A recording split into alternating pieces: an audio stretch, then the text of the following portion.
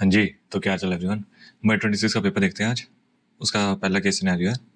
Government of India ने issue किया 5 year sovereign gold bonds. Issue price है 5000 पर ग्राम की। जेके इन्वेस्टर है, उसने परचेज किया 200 grams under the scheme. Bond का is a coupon rate of 2.5%, calculated simple interest on the initial investment with interest payable annually. ठीक है। And of 5 years bond will be redeemed at the prevailing market price of gold.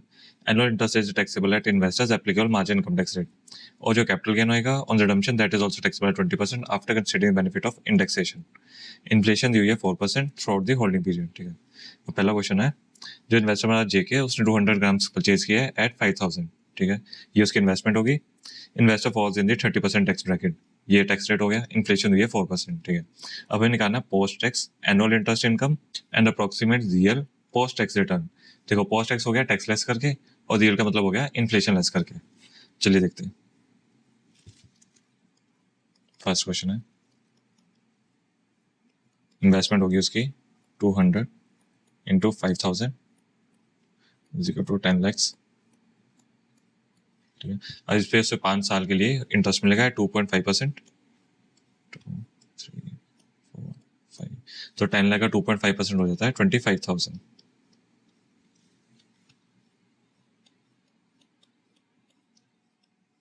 5,000 ये होगी हमारी interest income. इसमें से हम less कर देंगे टैक्स 30%।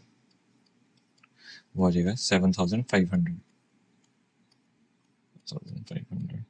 ये असल 7,500 लेस हो जाएगा, तो 17,500 हमारी हर साल की आ गई post tax interest income.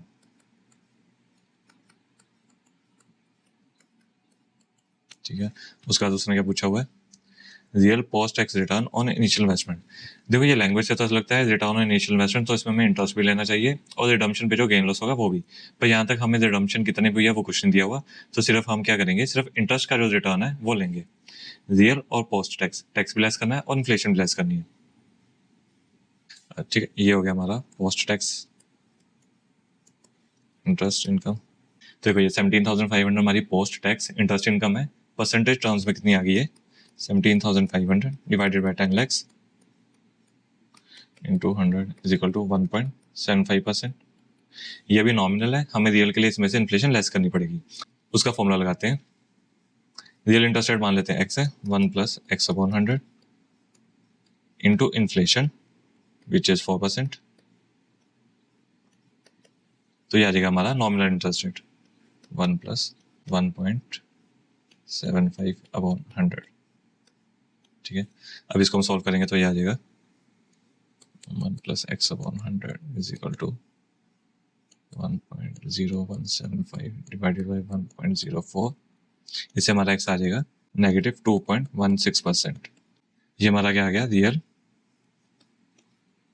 Post tax return on investment. ठीक है। अब इसका देखते हैं यहाँ पे क्या है। देखो, 17,500 तो ये तीनों में से है। देखो, इन्होंने क्या किया है कि 1.75% हमारा नॉमिनल है, उसमें से सीधा इन्फ्लेशन लेस कर दी है, तो -2.25% इन्होंने निकाला है रियल रिटर्न। जबकि ये गलत है, क्योंकि हम पूरे स्टडी मैट में सारे सिलेबस में इसी फॉर्मूला से करते हैं, और सही भी ये है। ये वाला फॉर्मूला तो सिर्फ एक रूल ऑफ थंब है या शॉर्टकट है एक तरह से। तो वैसे इसका आंसर यहाँ पे एमसीक्यू के हिसाब से बी बनता है, पर एक्चुअल आंसर इसका ये है, -2.16% इसका सही आंसर है। ठीक है। सेकंड क्वेश्चन देखते हैं। अच्छा, 5 साल के बाद gold price become 6,800 per gram. Inflation is constant at 4% annually. Index cost of acquisition और टैक्सेबल कैपिटल गेन निकालना। ठीक है। तो हमारी रिडम्पशन प्राइस आ जाएगी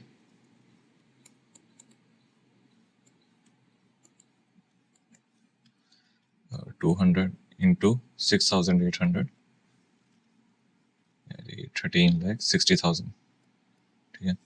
और हमारी इन्वेस्टमेंट थी 10 लैक्स की। उस पर क्या करेंगे, हम 5 साल की इन्फ्लेशन लगा देंगे। तो simple 1.04 raise to the power 5। ये हमारा आ जाएगा 12,16,653। दोनों का डिफरेंस आ जाएगा 1,43,347। ये आ गया आपका टैक्सेबल कैपिटल गेन। ठीक है, तो इसका तो आंसर हो जाएगा डी। थर्ड क्वेश्चन देखते हैं। Assume SGB is redeemed at 6800 per gram and Mr. J is in 30% tax bracket. ठीक है, what is net amount received after capital gain tax 20% with indexation? ठीक है, तो ये कैपिटल गेन हमने निकाल लिया, इस पर टैक्स निकाल लेते हैं। टैक्स एट 20%, तो 143,347 का 20% आ जाएगा 43004। अब टैक्स काट के उसे नेट रिसीव कितना होएगा, वो रहेगा रिडम्पशन प्राइस।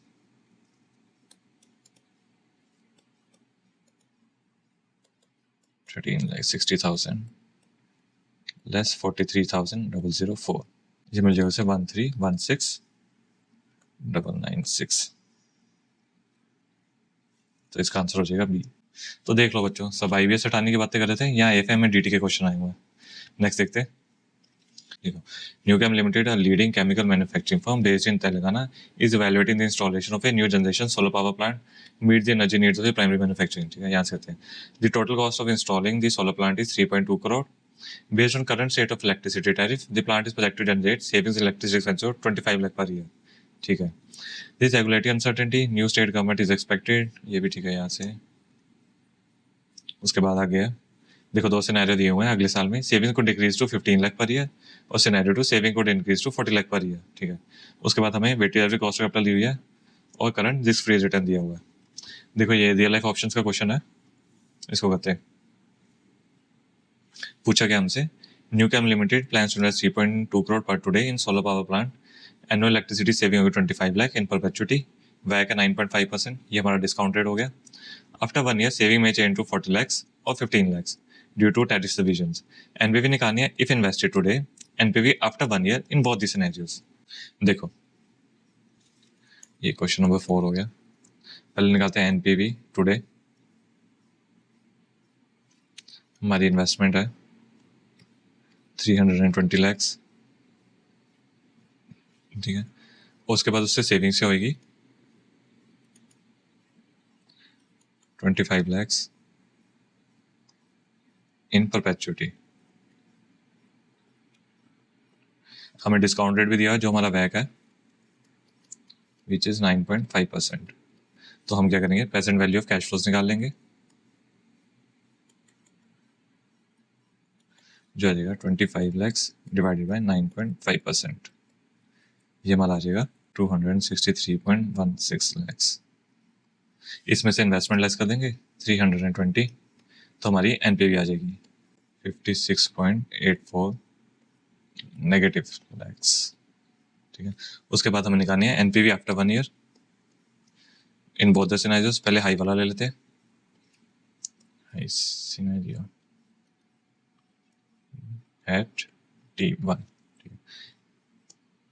यहाँ पे हमारी सेविंग्स है 40 lakhs की। ठीक है, इसके प्रेजेंट वैल्यू लेंगे 40 डिवाइडेड बाय डिस्काउंट रेट 9.5%, ये आ जाएगा 421.05 lakhs। ठीक है, लेस कर देंगे इन्वेस्टमेंट 320, तो हमारी NPV आ जाएगी, ये हमारी NPV आ गई इन हाई सिनेरियो। अब लो में भी देख लेते हैं।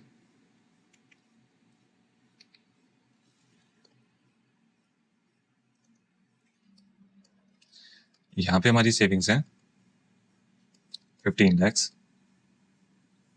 ठीक है, इसकी प्रेजेंट वैल्यू क्या आएगी 15 डिवाइडेड बाय 9.5%, ये आ जाएगा 157.89। लेस कर देंगे इन्वेस्टमेंट, तो यहाँ पे हमारी NPV आ जाएगी 162.11 नेगेटिव लैक्स। तो इसका हमारा सोल्यूशन हो जाएगा 101 और 162, 101 162, ये सी हो गया हमारा इसका आंसर। हाँ, वो हमने लैक्स में निकाला, इन्होंने करोड्स में दिया है, तो डिवाइड बाय 100 करके हो जाएगा। नेक्स्ट क्वेश्चन है, for Newcam 3.2 crore after 1 year savings will be 40 lakh and 15 lakh perpetuity, risk free return दिया हुआ है। Using risk neutral valuation compute returns in both the scenario and risk neutral probability of high saving scenario. चलिए करते हैं इसको। 5th MCQ है, देखो आज हम इन्वेस्टमेंट कर रहे हैं 320 लाख की, ठीक है। अब ईयर 1 में क्या 2 सिनेरियो हो सकते हैं, ठीक है। यहाँ पे क्या है, हमारी जो सेविंग्स आ सकती है वो क्या हो सकती है 40 लाख फॉर परपेचुटी,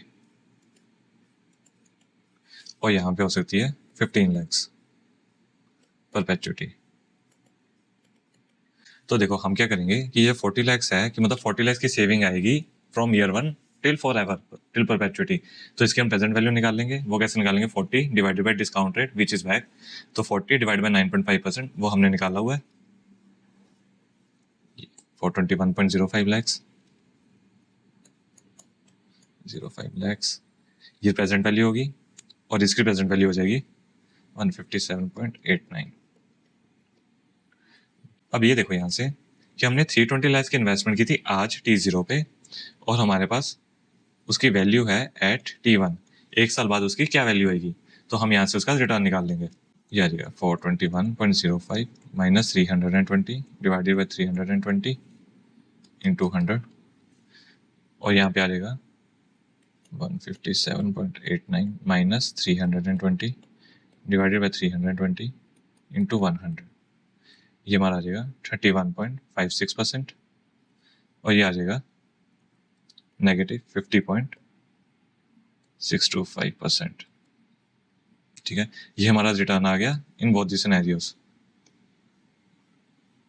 फिर से सुन लो कि आज हम इन्वेस्टमेंट कर रहे हैं एट T0 पे 320 लाख की। अगले साल उसकी दो वैल्यू हो सकती है प्रोजेक्ट की, या 421.05 होगी अगर सेविंग्स 40 लाख होगी, या फिर 157.89 होगी अगर सेविंग्स 15 लाख रहेगी।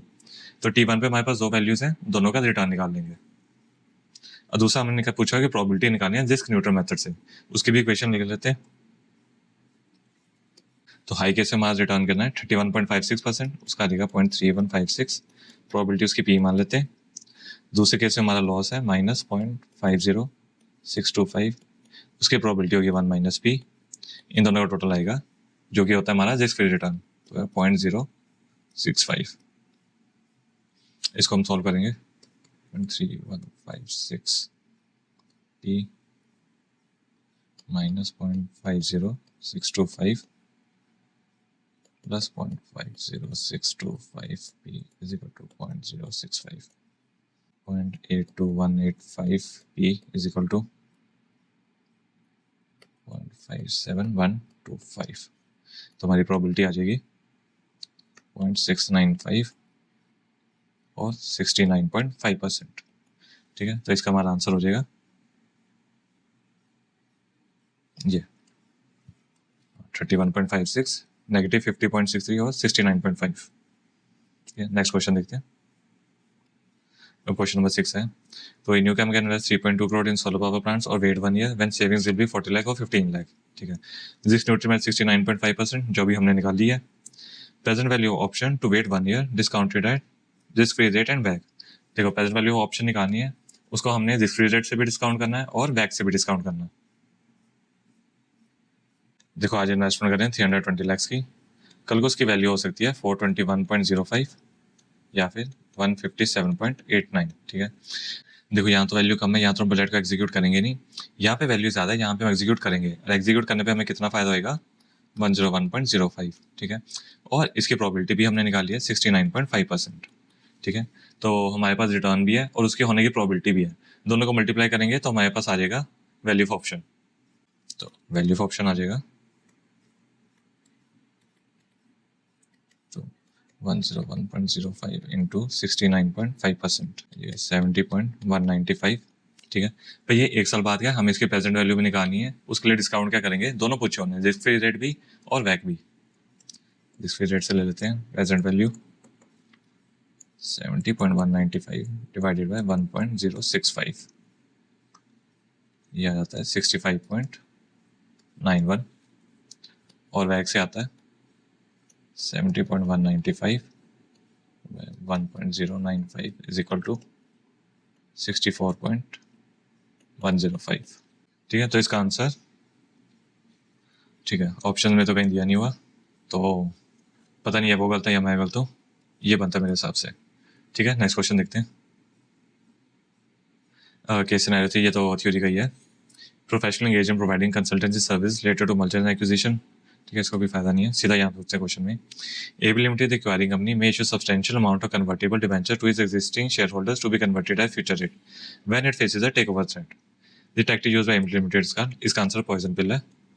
ये डिफेंस टैक्टिक होता है खुद को अनअट्रैक्टिव बनाने के लिए। नेक्स्ट है, identify the correct meaning from among the following option when X Limited target company drops green will tactics to defend itself from hostile takeover, ठीक है। ग्रीन मिल वो थोड़ा नाम से पता चलता है, हरी पत्ती, ठीक है, तो इसका आंसर भी डी है कि जब एक्वायरर हायर प्राइस देता है for it share then the market price. Next देखते हैं, R Limited is a target company, J Limited is subsidiary. J Limited is growing at faster pace than R Limited and also carries higher valuation than other business owned by R Limited. To unlock the value of J Limited and generate cash, strategic avenue which R Limited is to make J Limited to go public through an IPO but keep a controlling stake in newly traded subsidiary. ये होता है carve out, इसका answer है। देखो cell of तो होता है simply बेच ही देना सारी की सारी, स्प्लिट अप का मतलब है कि एंटिटी अलग बन जाती है पर कंट्रोलिंग स्टेक और सारी ओनरशिप हमारे पास ही रहती है। कार्व आउट में होता है जिसमें हम आईपीओ लेके आते हैं पर कंट्रोलिंग स्टेक हमारे पास ही रहता है, ठीक है। नेक्स्ट क्वेश्चन देखते हैं, केस सिनेरियो 4 है, मिस्टर एक्स है पोर्टफोलियो मैनेजर, उसने इन्वेस्ट किया 20 lakh in stock alpha and beta in the ratio of 60:40, ठीक है। स्टैंडर्ड डेविएशन दी हुई है अल्फा की 1.2 और बीटा की 0.9 और कोरिलेशन दिया हुआ है।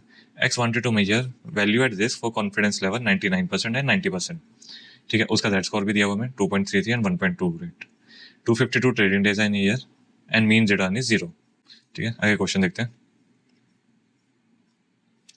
Approximate annual value at this of the portfolio in रूपी टर्म्स एट 99% डिस्काउंट लेवल, ठीक है। एनुअल निकालना है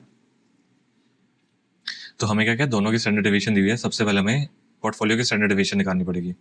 क्वेश्चन नंबर 10 है, स्टैंडर्ड डेविएशन ऑफ पोर्टफोलियो, ये आ जाएगा अल्फा की 1.2 है, उसका वेट है 60%, उसका बीटा की है 0.9, वेट है उसका 0.40 plus 2 into 1.2 into 0.6 into 0.9 into 0.4 और साथ में हमें उसका कोरिलेशन कोएफिशिएंट भी दिया हुआ है जो कि है 0.60, ठीक है। तो इसको हम सॉल्व करेंगे तो ये आ जाएगा 0.5184 plus 0.1296 plus 0.31104 is equal to 0.95904, 0.9793, ठीक है। ये हमारी स्टैंडर्ड डेविएशन आ गई पोर्टफोलियो की। अब निकालते हैं हम वैल्यू एट दिस एट 99%, 99% ये मान हो जाएगा 25 लाख, ठीक है, इंटू स्टैंडर्ड डेविएशन 793, ये ध्यान रखना ये परसेंटेज में दी हुई थी तो ये भी परसेंटेज में आएगी, into number of trading days square root into confidence level 99% 2.33। इसको सॉल्व करेंगे तो ये आता है 905548, ठीक है। तो इसका सोल्यूशन है सबसे मिलता जुलता ही होगा सी, ठीक है। 11 देखते हैं, What is the approximate diversification benefit per day of the portfolio while you calculate amount of value at risk at 90% confidence level? देखो डाइवर्सिफिकेशन बेनिफिट का मतलब क्या है कि अगर हमने एक से ज़्यादा 2 या 3 स्टॉक्स में इन्वेस्ट किया हुआ है तो किसी दिन अगर कोई एक स्टॉक मान लो क्रैश भी हो गया 10%, तो जरूरी नहीं कि दूसरे और तीसरे स्टॉक्स हैं वो भी उसी दिन क्रैश हो या उतने ही गिरे। तो इसका मतलब क्या है, हमारे पोर्टफोलियो में जो स्टॉक्स हैं उनका कोरिलेशन आपस में जितना कम होएगा हमारा रिस्क भी उतना ही कम होएगा, क्योंकि अगर एक गिर रहा है तो जरूरी नहीं कि दूसरा भी गिरे, बहुत ज़्यादा स्टेबल रहे या बढ़ जाए, तो मतलब जितना कोरिलेशन कम है उतना हमारा रिस्क कम होएगा। तो ये होता है डाइवर्सिफिकेशन बेनिफिट कि जो पोर्टफोलियो के स्टॉक्स हैं उनका कोरिलेशन कम होने की वजह से हमारा टोटल पोर्टफोलियो का स्टैंडर्ड डेविएशन कम हो जाता है। अब विदाउट डाइवर्सिफिकेशन बेनिफिट का मतलब क्या होगा कि पोर्टफोलियो में जितने स्टॉक्स हैं वो आपस में परफेक्टली कोरिलेटेड है, हमें एक से ज़्यादा स्टॉक लेने का फायदा नहीं हो रहा, क्योंकि जब बढ़ते हैं तो सारे बढ़ रहे हैं और गिर रहे हैं तो सारे बढ़ रहे हैं। परफेक्ट कोरिलेशन होने की वजह से वो एक दूसरे के स्टैंडर्ड डेविएशन को कम नहीं कर रहे, तो पोर्टफोलियो की स्टैंडर्ड डेविएशन जो उनकी स्टैंडर्ड डेविएशन है उसी का ही प्रोपोर्शनेट मिक्स रह रही है। चलिए इसको करके देखते हैं।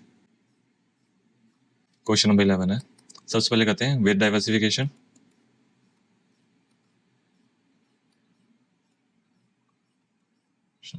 ठीक है, तो ये 25 लाख, या उन्होंने पर डे पूछा हो तो एक ही ट्रेडिंग डे हो गया 0.9793% एट 90% कॉन्फिडेंस लेवल 1.28, इसका आंसर आ जाएगा 31337.6।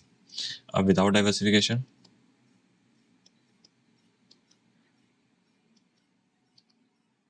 Patient benefit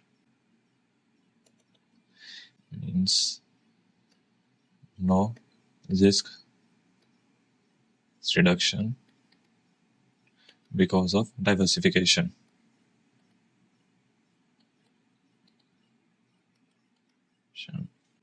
Which means both are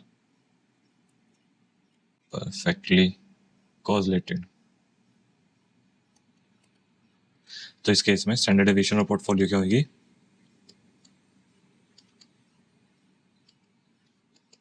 1.2 into 0.6 plus 0.90 into 0.40, ये आ जाएगा 1.08%. तो देखो यहाँ से आपको पता चल जाएगा कि जब डाइवर्सिफिकेशन हो रही है तो they are not perfectly correlated और पोर्टफोलियो का स्टैंडर्ड डेविएशन कम आ रहा है. यहाँ पे दे आर परफेक्टली कोरिलेटेड, हमें दो स्टॉक्स में जाने का भी फायदा नहीं हो रहा, हमारा स्टैंडर्ड डेविएशन पोर्टफोलियो का ज़्यादा आ रहा है. तो इस केस में वैल्यू एट रिस्क निकालेंगे. 25 lakhs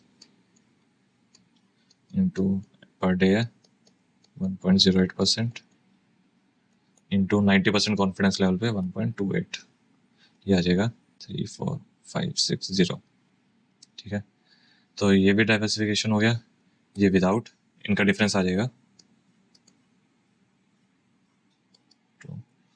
34560 minus 31337.6 is equal to 3222.40.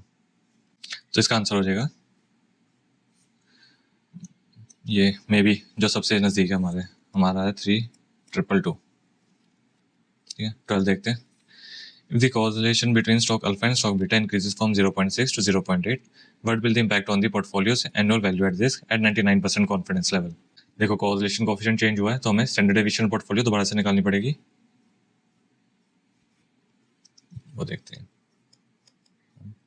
Standard deviation of portfolio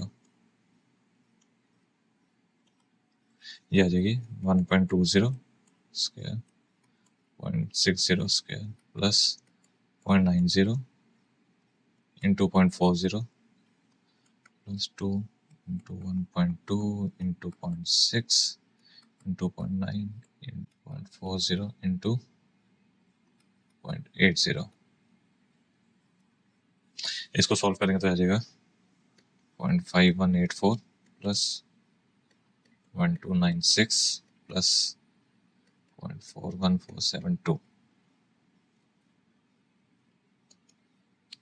1.06272, यह आ जाएगा 1.03089.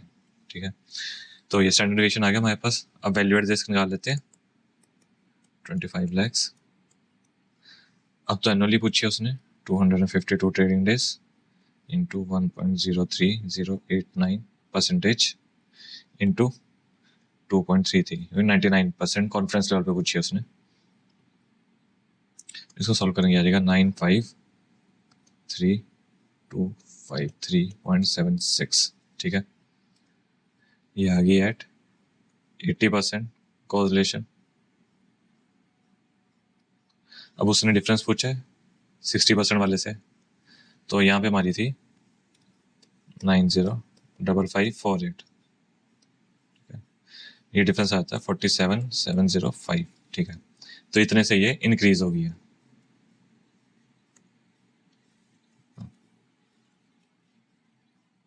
इसका भी सोल्यूशन हो जाएगा मे बी ए, जो सबसे नियरेस्ट है. ठीक है, नेक्स्ट केस सिनेरियो देखते हैं. ये फॉरेक्स का है.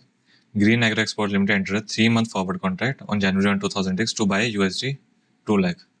ठीक है, ये हमें सारे टेबल दिए हुए हैं स्पॉट रेट और फॉरवर्ड रेट्स के. इसका क्वेश्चन है Green Agro Export Limited enter 3 months USD 2 lakh forward on January 1 2026. March 1 2026 को what is the maturity settlement cost versus net extra cost of closing original and rebooking 1 month forward. चलिए इसको देखते हैं. Number 13 forward contract. सबसे पहले उसने लिया जैन 1 को. ठीक है, इंपोर्टर है तो उसने क्या किया 3 month का फॉरवर्ड बाय किया 1 जनवरी को वो बाय कर रहा है, 3 महीने बाद का फॉरवर्ड, और फॉरवर्ड उसने खरीदा है तो खरीदने पे उसे हमेशा महंगा रेट लगेगा। तो 84 पे उसने पहले फॉरवर्ड एंटर किया है एट 84। अब आ जाते हैं ऑन March 1। यहाँ पे उसने पूछी है मैच्योरिटी सेटलमेंट कॉस्ट।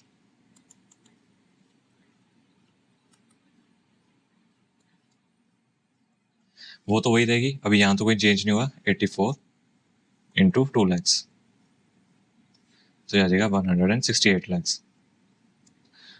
अब उसने पूछी है net extra cost of cancelling this contract and rebooking the again. देखो नेट एक्स्ट्रा कॉस्ट, सबसे पहले जो उसने फॉरवर्ड बाय किया हुआ है उसे कैंसिल करने के लिए एक फॉरवर्ड सेल करना पड़ेगा। आज March 1 पे है और उसने जो पहले खरीदा वो 3 महीने का खरीदा हुआ, जो कि April 1 को एक्सपायर हो रहा है, तो उसे 1 महीने का फॉरवर्ड सेल करना पड़ेगा। अब देखो March 1 को 1 महीने बाद का फॉरवर्ड सेल करना है। सेल करने पे उसे छोटा रेट लगेगा विच इज 83.7। 83.7 और पहले बाय किया हुआ 84 पे, तो 0.30 का इसको लॉस हो गया यहाँ पे। ये तो पिछला फॉरवर्ड कैंसिल किया, अब उसे रीबुक करना है अगेन, तो वो 1 मार्च को यहाँ पे रीबुक करेगा 1 महीने बाद का forward bye. 1 month forward bye. देखो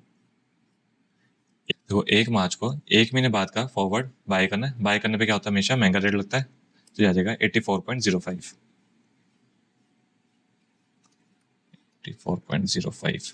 अब देखो उसे टोटल एक्स्ट्रा कितना लगा, 0.30 का ये लॉस हो गया, और यहाँ पे 0.05 ज़्यादा है ओवर दी ओरिजिनल रेट जो कि 84 था, तो टोटल ये आ गया 0.30 प्लस 0.05 इंटू 2 लैक्स, ये आ गया 70,000। ये हमारी नेट एक्स्ट्रा कॉस्ट हुई पहले कैंसिल करने की, उसके बाद दोबारा बुकिंग करने की। तो इसका आंसर हो जाएगा ये 160 लाख की मेच्योरिटी सेटलमेंट और 70,000 जो से एक्स्ट्रा कॉस्ट पड़ी। नेक्स्ट क्वेश्चन देखते हैं। If import obligation is settled early on March 1, what total cash outflow is required that day to close forward contract and make import payment? देखो ये अर्ली डिलीवरी का case है। 14 early delivery, देखो March 1 को सबसे पहले जो उसने January 1 को फॉरवर्ड बाय किया था उसे सेल करेगा। 1 महीना पड़ा है तो 1 महीने बाद का फॉरवर्ड सेल करके, और जो ओरिजिनल था 3 मंथ का फॉरवर्ड बाय, ठीक है, ये से कैंसिल होएगा, तो 0.30 का तो यहाँ पे आ गया हमारे कैंसिलेशन लॉस।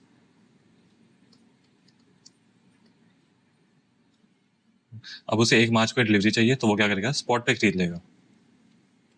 1 मार्च को स्पॉट बाय, 1 मार्च का देखते हैं स्पॉट का रेट क्या है। 1 मार्च को स्पॉट के ये दो रेट है, ठीक है, खरीदने पे से महंगा लगेगा, तो ये हो जाएगा 83.75।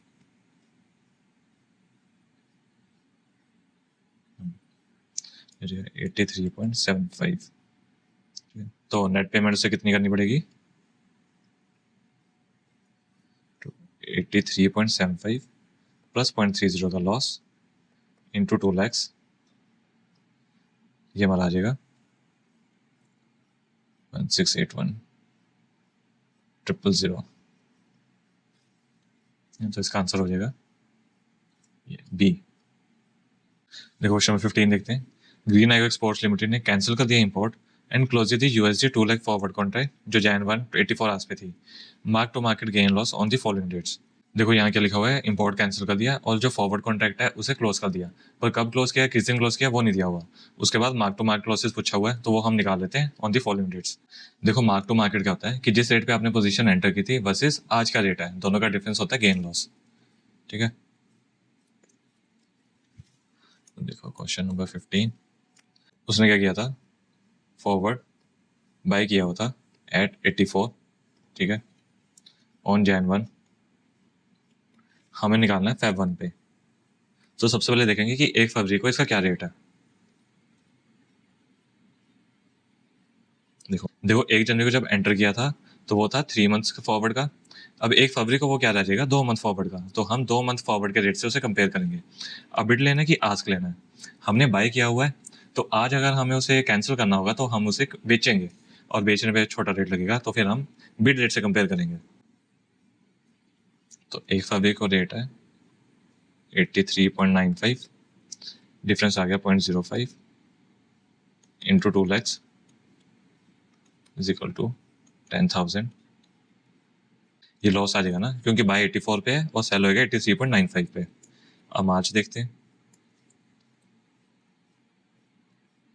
देखो जो 1 जनवरी को 3 मंथ्स का था वो 2 महीने बाद मार्च को 1 मंथ का फॉरवर्ड रह जाएगा।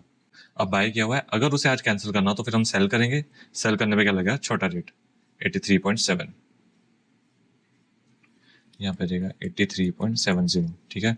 अब इसका जो कंपैरिजन करना है वो 84 से करना है जिसपे हमारी एंट्री हुई थी। चलेगा 0.30 इंटू 2 लैक्स इक्वल टू 60,000। मतलब ये 1 मार्च को आज तक हमारा 60,000 का लॉस है। उसके बाद अप्रैल 1, देखो यहाँ तो 3 महीने पूरे हो गए तो फॉरवर्ड में नहीं जाएंगे, हम स्पॉट पे ही रहेंगे। इन्हीं दोनों में से देखेंगे। तो वही पहले हमने बाय किया, अब सेल करना तो छोटा रेट 84.2, ये आ गया 84.20। यह हमारा बेनिफिट हो गया 0.20 का इंटू 2 लैक्स इक्वल टू 20,000, ये आ जाएगा 40,000। ये हमारा बेनिफिट है। तो इसका आंसर हो जाएगा ये -10 -60 +40 विच इज ए। ठीक है, नेक्स्ट क्वेश्चन देखते हैं। ये डिस्क्रिप्टिव फर्स्ट है। BL, a premium Indian engineering firm, has been invited to establish and operate a high-speed data center infrastructure in the Republic of Valoria. अब imaginary country branch थी तो Wakanda लिख देते। The initial investment required for the project is 4,000 million dollars. ठीक है। BIL will sell the project back to Valorian government after 4 years for a guaranteed sale price of 8,000 million. ठीक है। और 4-year operation period है। BL will provide technical maintenance and security protocols at an annual fee of 80 million. ये उसे receive होंगे।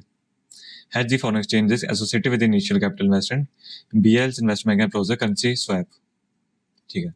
तो BIL will swap the principal amount of 4,000 million VLs for Indian rupees at year 0 today spot rate. ठीक है। और year 4 में ये reverse हो जाएगा at the end of tenure. Both parties exchange the same principal amount at the same spot rate. ठीक है। और बैंक चार्ज करेगा annual facilitation fee of 0.3% calculated on the principal rupee amount payable at the end of each year. ठीक है।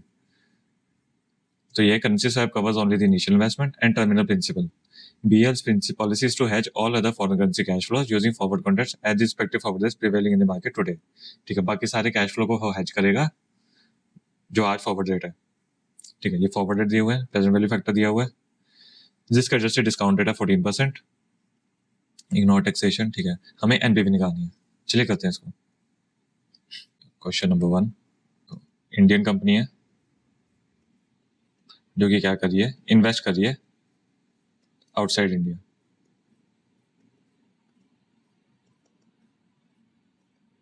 और हमें NPV निकालनी है। ठीक है, तो सबसे पहले उसकी इन्वेस्टमेंट होगी जो कि है 4,000 मिलियन VLs। ठीक है, उसके बाद अगले 4 सालों के उसके कैश फ्लो आएंगे which is 80, 80, 80 and 80। और फोर्थ ईयर में दिया हुआ है कि वो सेल बैक कर देगी टू द गवर्नमेंट एट 8,000। ये सारे कैश फ्लो हैं अभी मिलियन VLs में। ठीक है, एक्सचेंज रेट क्या है, VL पर रुपी, मतलब ये है 1 रुपी इज इक्वल टू इतने VLs। ठीक है, ये हमारे कैश फ्लो VLs में है, फॉरेन करेंसी में, इसको इंडियन रुपीज में कन्वर्ट कर लेंगे।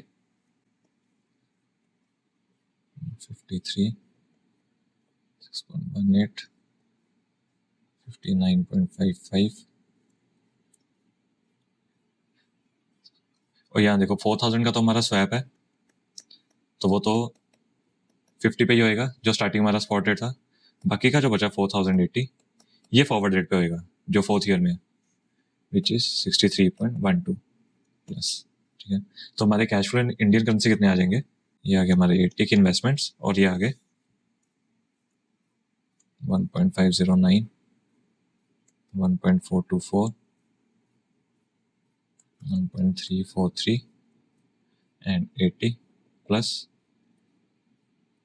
64.639, ये हमारे कैश फ्लो आ गए इन INR। ठीक है, उसके अलावा क्या है, बस एक फैसिलिटेशन फी है जो कि हम लेस कर देंगे, वो कितनी है 0.3% ऑन प्रिंसिपल, दैट इज 80। तो 80 का 0.3% हो जाएगा 0.24, ये लेस हो जाएगा हर साल 0.24। ठीक है, तो नेट कैश फ्लो हमारे आ जाएंगे 1.269, 1.184, 1.103 एंड 144.399। ठीक है, बस इसको डिस्काउंट रेट से मल्टीप्लाई करेंगे तो हमारी प्रेजेंट वैल्यू आ जाएगी। डिस्काउंट फैक्टर्स हमें दिए हुए क्वेश्चन में 0.877, 0.769, 0.675, 0.592, तो हमारी प्रेजेंट वैल्यू कैश फ्लो आ जाएगी 0.113, 0.911, 0.745, 85.484। ठीक है, तो ये हमारी टोटल प्रेजेंट वैल्यू आ गई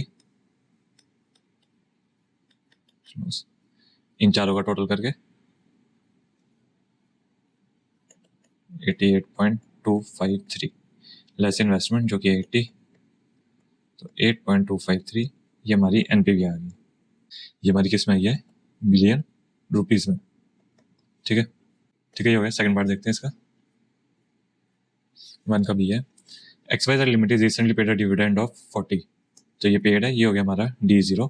company is entering a 5-year transition place where its current 15% growth will decline linearly to a stable perpetual rate। ठीक है, ट्रांजिशन पीरियड 5 साल का है, 5 साल में वो डिक्लाइन होगी धीरे धीरे। करंट डाटा है ROE of 20% and retention ratio of 25%। ठीक है, उसके बाद टर्मिनल डाटा है ROE of 12% and retention ratio of 50%। Required return of 13% and market price दी हुई हमें अभी 840। हमें इंट्रिंसिक वैल्यू पर शेयर की निकालना है यूजिंग द H मॉडल। चलिए देखते हैं इसको। क्वेश्चन नंबर 1 का बी, डिविडेंड हम पे कर चुके, तो ये आज का हमारा D0 हो गया इज 40। ठीक है, देखो ग्रोथ निकालते हैं। ठीक है, करंट और टर्मिनल विच इज 6+ ईयर्स। ठीक है, हमें ROE दी हुई है अभी कितनी है 20%, बाद में आ जाएगी 12%, और रिटेंशन रेशियो है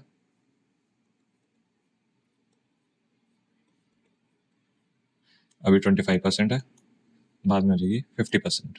ठीक है, तो देखो ग्रोथ का फॉर्मूला क्या आता है, ROE इंटू रिटेंशन रेशियो, तो 20 इंटू 25%, ये क्या आता है हमारा 5%, और ये आता है 6%। तो देखो क्वेश्चन में क्या है कि हमें ग्रोथ दी हुई है कि करंट ग्रोथ है 15%।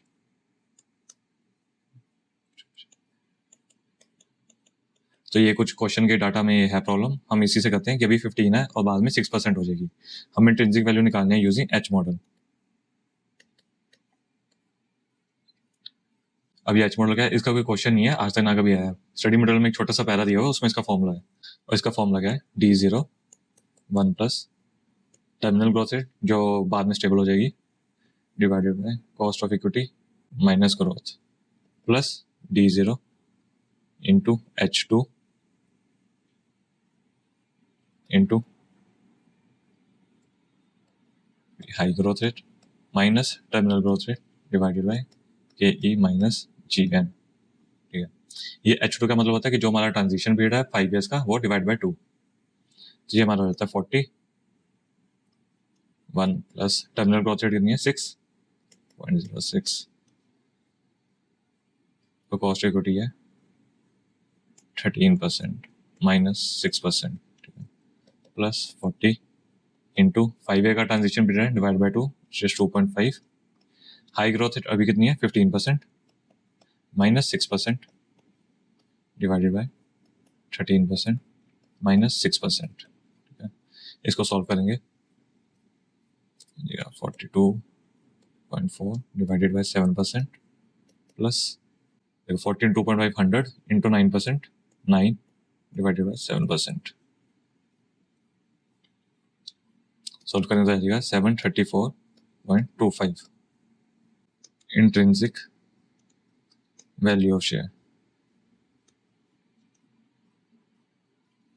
और अभी उसकी मार्केट प्राइस कितनी है?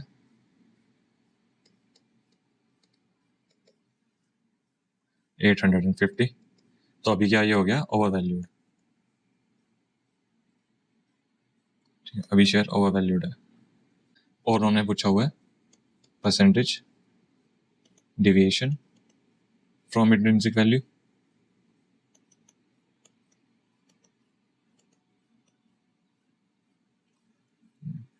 ये हो जाएगा 850 minus 734.25 divided by 734.25 into 100।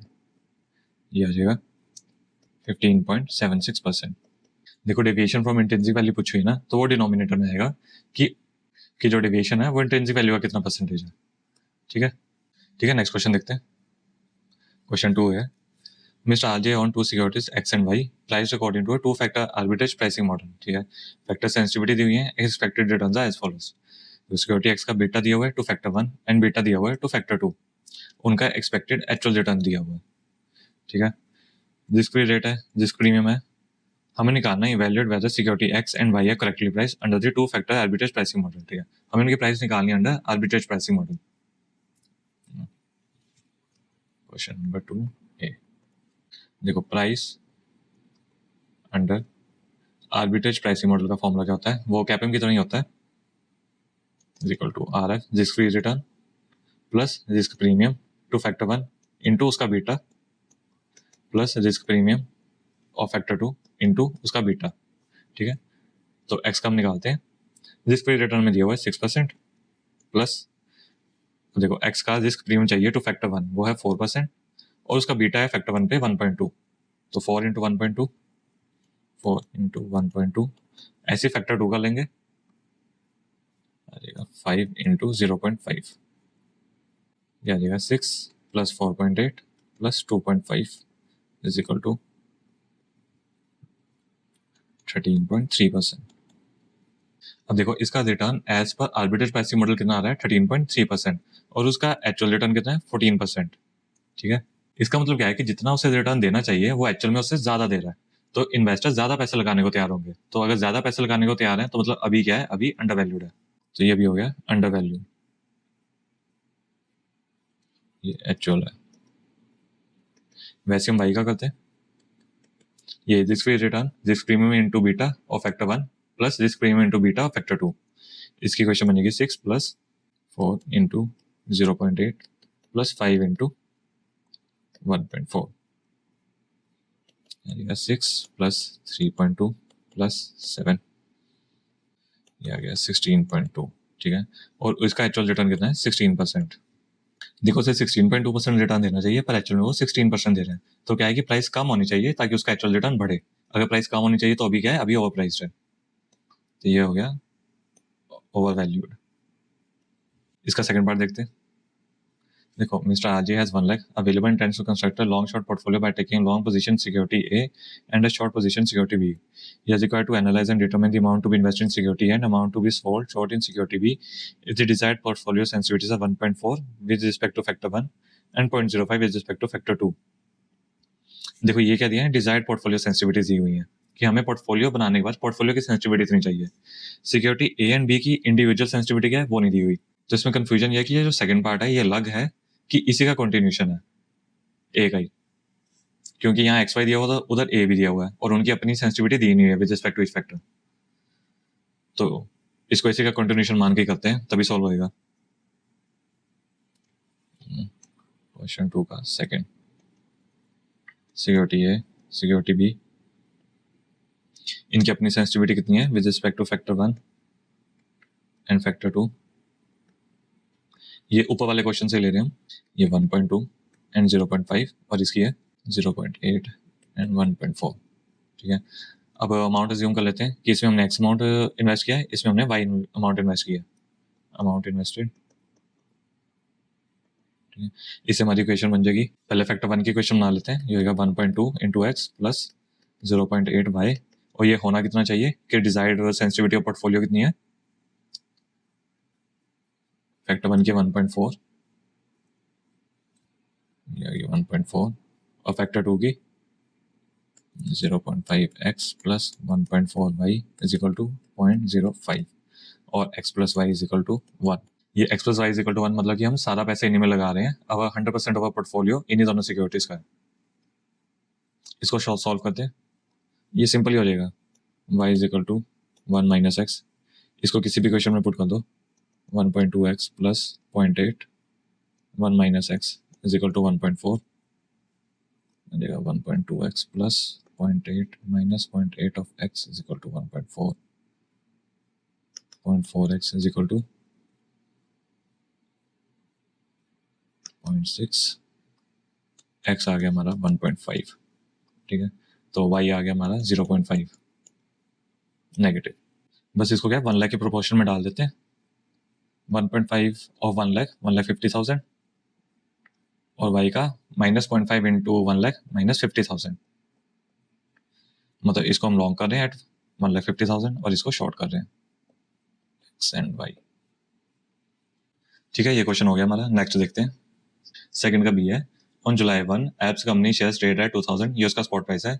An investor the following options, उसने इन ऑप्शंस में इन्वेस्ट किया है। पहली 3 कॉल है, उसके बाद की पुट्स है। ठीक है, कॉन्ट्रैक्ट साइज है 100 शेयर, रिस्क फ्री रिटर्न दिया आपको 6%। assume that in or required guy assess the ITM, ATM, OTM of each option A to F at the initiation and evaluate the intrinsic and time value components embedded in the premiums। हमें बताना है कौन सा ITM है, कौन सा ATM है, कौन सा OTM है। उसके बाद intrinsic value time value components में डिवाइड करना है प्रीमियम को। चलिए देखते हैं इसको। क्वेश्चन नंबर 2 का बी है। स्पॉट प्राइस है 2000। ठीक है, कॉल्स है, एक 1920 की है, एक 2000 की है और एक 2080 की है। अब हमें बताना है कौन सी इन दी मनी है, कौन सी एट दी मनी है और कौन सी आउट ऑफ दी मनी है। देखो, इन द मनी का मतलब ये होता है कि जो आज के दिन की स्पॉट प्राइस है, अगर आज ही के दिन एक्सपायरी हो जाती है तो हमें कुछ पैसा बचेगा कि नहीं, वो होता है इन दी मनी, मतलब पैसा है कि नहीं है।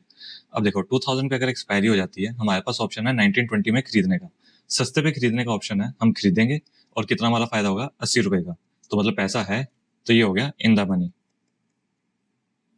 एट दी मनी का तो सिंपल है कि जो कॉल की स्ट्राइक प्राइस है और जो स्पॉट प्राइस है वो अगर सेम है तो एट दी मनी हो गया। ठीक है, और आउट ऑफ दी मनी का क्या है कि मतलब मान लो जब एक्सपायरी अगर आज ही हो जाती है 2000 पे और हमारे पास ऑप्शन 2080 में खरीदने का, तो हम नहीं खरीदेंगे, क्योंकि जब मार्केट में 2000 रुपीज पे मिल रहा है तो आप महंगा 2080 रुपीज में क्यों खरीदोगे, तो उसकी वैल्यू जीरो हो जाएगी। तो ये होता है आउट ऑफ दी मनी, पैसे से बाहर कोई पैसा नहीं है। ठीक है, उसके बाद हमें इसकी वैल्यू बतानी है, इसके प्रीमियम में कितना टाइम कंपोनेंट और कितनी इंट्रिंसिक वैल्यू है। तो उससे पहले प्रीमियम लिख लेते हैं। इसका है 130, इसका है 85, इसका है 45। देखो, जो logic in the money, at the money, out of money का है, वही लॉजिक इंट्रिंसिक वैल्यू और टाइम वैल्यू का है। सेम आज ही के दिन अगर 2000 पे एक्सपायरी हो जाती है तो मुझे ये ऑप्शन खरीदने का कोई फायदा होगा कि नहीं होगा। फायदा कितना होगा, 1920 में मैं खरीद सकता हूँ और मार्केट प्राइस होगी 2000, तो 80 रुपीज का फायदा होगा, मुझे 80 रुपीज सस्ता मिल जाएगा, वो होगी उसकी इंट्रिंसिक वैल्यू। और बाकी की बची होगी टाइम वैल्यू। 130 minus 80 is 50। देखो 2000 पे मेरे पास खरीदने का ऑप्शन है और 2000 पे ही अगर एक्सपायरी हो जाती है तो मुझे कुछ नहीं बचेगा, तो मतलब इसमें इंट्रिंसिक वैल्यू जीरो है। तो मतलब बाकी की जो प्रीमियम माइनस इंट्रिंसिक वैल्यू सारी की सारी टाइम वैल्यू है। आउट ऑफ मनी का भी सेम है, अगर 2000 रुपीज पे एक्सपायरी हो जाती है, मतलब मार्केट का प्राइस 2000 है, तो 2080 पे कोई क्यों खरीदेगा, तो उसकी वैल्यू जीरो हो जाएगी। और बाकी की सारी बची ये टाइम वैल्यू है जो मैंने खरीदा है। देखो, कोई भी ऑप्शन होता है ना, उसका एक टाइम पीरियड होता है, वो 1 महीने बाद या 2 महीने बाद एक्सपायर होना होता है। तो अगर हमें टाइम वैल्यू हटानी है, मतलब टाइम पूरा हटा दो, मतलब क्या है, आज एक्सपायर हो गया, आज एक्सपायर हुआ स्पॉट प्राइस पे, तो जब आज स्पॉट प्राइस पे एक्सपायर हुआ तो उसकी कुछ वैल्यू है कि नहीं है, कुछ हमें मिलेगा कि नहीं, वो इंट्रिंसिक वैल्यू है। और बाकी की बची हुई टाइम वैल्यू। उसके बाद पुट्स का देखते हैं। पुट्स भी ऐसी है 1920, 2000 एंड 2080। ठीक है, यहाँ भी देखो स्पॉट प्राइसेस 2000। देखो, पुट का मतलब क्या है, मेरे पास बेचने का ऑप्शन है, मैं वो ऑप्शन कब एक्सरसाइज करूंगा, जब वो मार्केट प्राइस से ऊपर होएगा। अगर मार्केट में 2000 रुपये मिल रहा है मुझे, तो मैं उससे कम 1920 में या 1950 पे थोड़ी बेचूंगा। मार्केट में 2000 है, मेरे पास 2050 या 2100 पे बेचने का ऑप्शन होगा, तभी मैं उस ऑप्शन का एक्सरसाइज करूंगा ना, हायर प्राइस पे ही बेचूंगा। ठीक है, अगर आज एक्सपायरी होती है तो 1920 पे कोई बेचेगा जब मार्केट में 2000 रुपये प्राइस है, नहीं। तो ये हो गया आउट ऑफ द मनी। 2000 बराबर एट द मनी और ये 2080 इन दी मनी। देखो जब मार्केट में प्राइस 2000 है और मेरे पास 2080 में बेचने का ऑप्शन है, वो तो मुझे फायदा है, उसमें मुझे पैसा मिलेगा, तो ये इन द मनी। प्रीमियम हमने कितने पे खरीदी है ये? 40, 95 एंड 155। ठीक है, इनकी इंट्रिंसिक वैल्यू सेम, वही कॉल का लॉजिक, इन दोनों में कुछ नहीं बचेगा और इनका जो डिफरेंस आएगा 80 रुपीज़, 2080 माइनस 2000 और बाकी का बचा time value 40, 95 and 75। Second part देखते हैं इसका। In the next 3 months expiry, price may increase by 150 or may decrease 150. Under each expiry scenario, examine which option will be rationally exercised and appraise the net profit or loss per contract. ठीक है, देखो अभी spot कितना है? 2000। ठीक है, अब वो क्या होता है, डाउन हो जाता है बाय 150, तो ये आ गया 1850।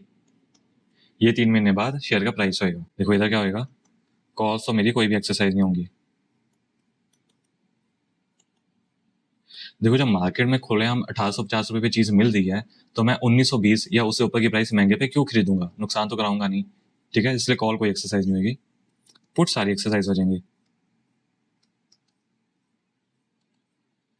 देखो मार्केट में प्राइस हो गया 1850 रुपये, मेरे पास ऑप्शन क्या है 1920 में बेचने का, ज्यादा प्राइस पे बेचने का मेरे पास ऑप्शन है, मुझे फायदा होएगा, तो वो मैं एक्सरसाइज कर लूंगा। तो 1920 और उससे ऊपर वाली सारी पुट्स एक्सरसाइज हो जाएंगे। तो 1920 प्रीमियम इस पे कितना पे किया था? 40, इसकी वैल्यू कितनी हो जाएगी? 70।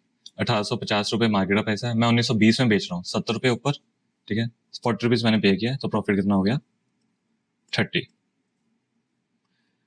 सेम 2000, इसके लिए हमने प्रीमियम पे किया 95 और इसकी वैल्यू कितनी हो जाएगी? 150। प्रॉफिट हो गया 65। 2080, 155, वैल्यू हो जाएगी 230 और मेरा प्रॉफिट हो जाएगा 75 into 100। Contract size equal to 3000, 6500 और 7500। ठीक है, और कॉल्स में मैंने जितना भी प्रीमियम पे किया है 130 प्लस 85 प्लस 45, ये सारा का सारा मेरा लॉस हो जाएगा। ये आ गया 260 इंटू 100 इज इक्वल टू 26,000। ये लॉस हो गया कॉल पे और प्रॉफिट हुआ पुट पे 14, 13, 17,000। मेरा नेट लॉस है 9,000 का। अब सेकंड देखते हैं, अगर प्राइस बढ़ जाती है बाय 150 रुपीज, बाय 150, तो मेरा एक्सपायरी डे प्राइस हो जाएगा 2150। सेम लॉजिक ऊपर वाला। अब पुट्स कोई नहीं एक्सरसाइज होंगी, जब मार्केट में 2150 पे प्राइस है तो मैं उससे कम में 2080 या उसके नीचे क्यों बेचूंगा? इसमें मेरा सादा लॉस हो जाएगा। जितना ही मैंने प्रीमियम पे किया है 40 plus 95 plus 155 into 100 is equal to 29,000। ठीक है, कॉल सारी एक्सरसाइज हो जाएंगी।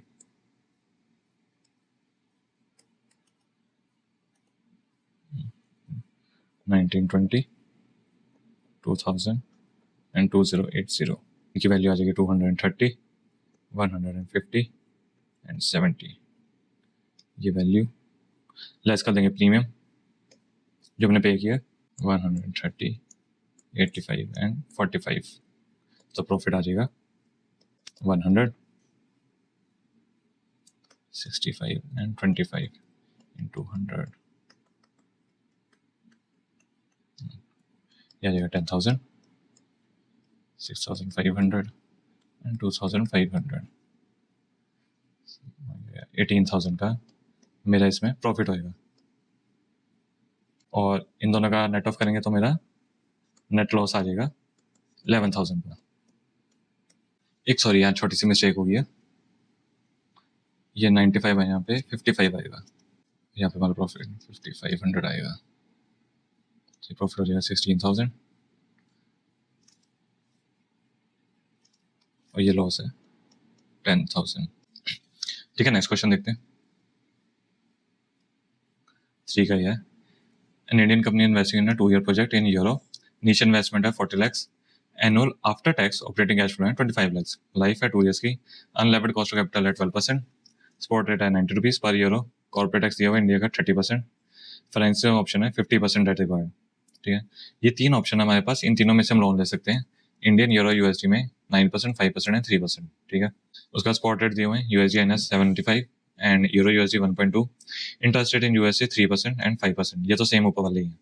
देखो assumption क्या है, interest rate parity holds and there are no transaction cost. Identify which option is the cheapest and why. Option ये इन तीनों में से, लोन वालों में से कौन सा सबसे चीपेस्ट है। और दूसरा क्या है, एडजस्टेड प्रेजेंट वैल्यू निकालनी है एपीवी अंडर चीपेस्ट ऑप्शन। चलिए देखते हैं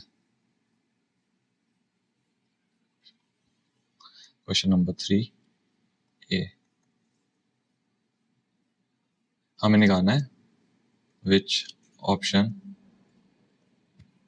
इज चीपेस्ट। ठीक है, और assumption क्या दी हुई है, इंटरेस्ट रेट पैरिटी होल्ड्स। देखो इसका मतलब क्या है कि जितना भी दो करेंसी के इंटरेस्ट रेट में डिफरेंस है उतना ही करेंसी एप्रिशिएट या डेप्रिशिएट हो जाएगी। जैसे एग्जांपल में देखो, यूएसडी का 3% है इंटरेस्ट रेट, अपने INR इंडियन रुपीज का 9% है।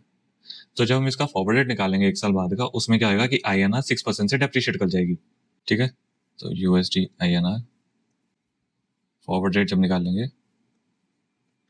तो INR will depreciate by 6% approx. तो क्या होगा, मान लो एक इंडियन कंपनी है, उसने अगर इंडियन करेंसी में लोन लिया तो उसकी कॉस्ट आएगी 9%। ठीक है, और वही अगर उसने यूएसडी में लोन लिया है तो उसकी कॉस्ट आएगी 3%। प्लस जब हम इसकी रीपेमेंट करेंगे उसके लिए जब डॉलर खरीदने पड़ेंगे तो हमारा जो INR का आउटफ्लो होगा वो 6% ज्यादा होगा, क्योंकि वो करेंसी डेप्रिशिएट हो चुकी होगी। For payment in USD 6% extra INR would be required। ठीक है, ये सब समझाने के लिए है। इसी का आप एग्जांपल से समझ लो। मान लो आज स्पॉट रेट है $1 इज इक्वल टू 100 रुपीज। ठीक है, ये इंटरेस्ट रेट है 3% 9%। हम इसका फॉरवर्ड रेट निकालते हैं एक साल का, तो ये क्या आ जाएगा, ये $1 is equal to 100 into 1.09 divided by 1.03, ये आ जाएगा 105.8252। ठीक है, ये फॉरवर्ड आ गया। अब मान लो दोनों तरफ से देखते हैं, आपने लोन लिया डॉलर में और रुपी में। रुपी पे लोन लिया, एक साल बाद 109 वापस करोगे। ठीक है, डॉलर पे लोन लिया, इसका इक्विवेलेंट 1। ठीक है, वो इंटरेस्ट लगे कितना हो जाएगा 1.03। ठीक है, और रेट क्या होगा एक साल बाद का 105.8252, ये भी आ जाएगा 109। ठीक है, तो जब इंटरेस्ट रेट पैरिटी होल्ड्स करिए, आप किसी भी करेंसी में लोन लो, नेट आउटफ्लो बराबर ही होगा। तो यहाँ भी क्वेश्चन में दिया हुआ इंटरेस्ट रेट पैरिटी होल्ड्स कर रही है, तो फिर हम क्या करेंगे, यूरो में ले लेंगे, क्योंकि हमारे सारे कैश फ्लो यूरो में आ रहे हैं, तो उसी करेंसी में लेने का फायदा है। हाँ, आपका एक पुराना क्वेश्चन है, उसमें क्या है कि तीनों करेंसीज के इंटरेस्ट रेट दिए हुए हैं, साथ में विद होल्डिंग टैक्स दिया हुआ है या किसी की ब्रोकरेज फीस दी होती, तो फिर हम कंपेयर करते हैं। यहाँ पे ऐसा कुछ दिया नहीं हुआ, सीधा दिया no transaction cost, interest rate parity holds, तो फिर हम किसी भी करेंसी में ले सकते हैं, हमारी नेट कॉस्ट सेम रहेगी। तो इसका हो जाएगा borrow in euro, cost in all the 3 options would be same।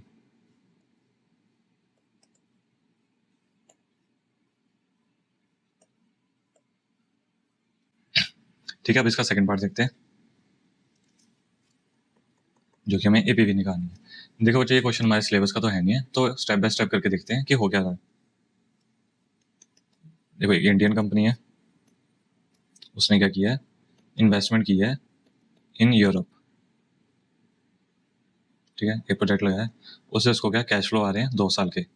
देखो, एपीवी को छोड़ो, हम नॉर्मली इन क्वेश्चंस को कैसे सॉल्व करते हैं, एनपीवी निकालते हैं ऑफ प्रोजेक्ट। ठीक है, उसके 2 तरीके होते हैं, एक तो होता है फॉरेन करेंसी अप्रोच और दूसरा होता है होम करेंसी अप्रोच। ठीक है, यहाँ पे हम कैश फ्लो लेते हैं फॉरेन करेंसी में ही, और जो डिस्काउंट रेट होता है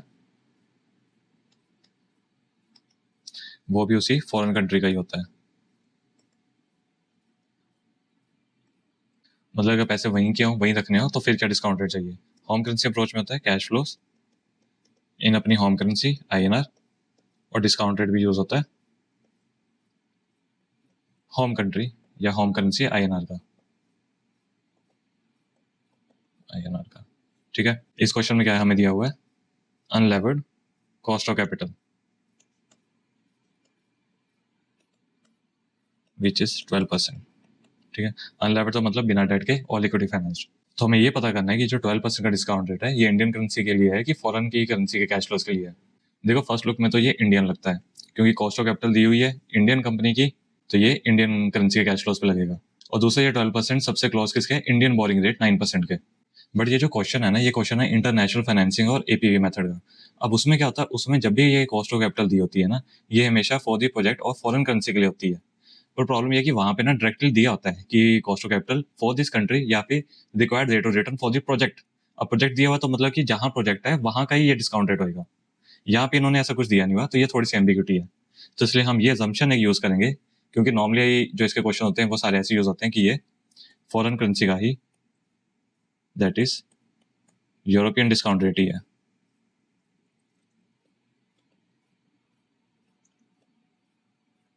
तो ये एक हमारी assumption होगी main.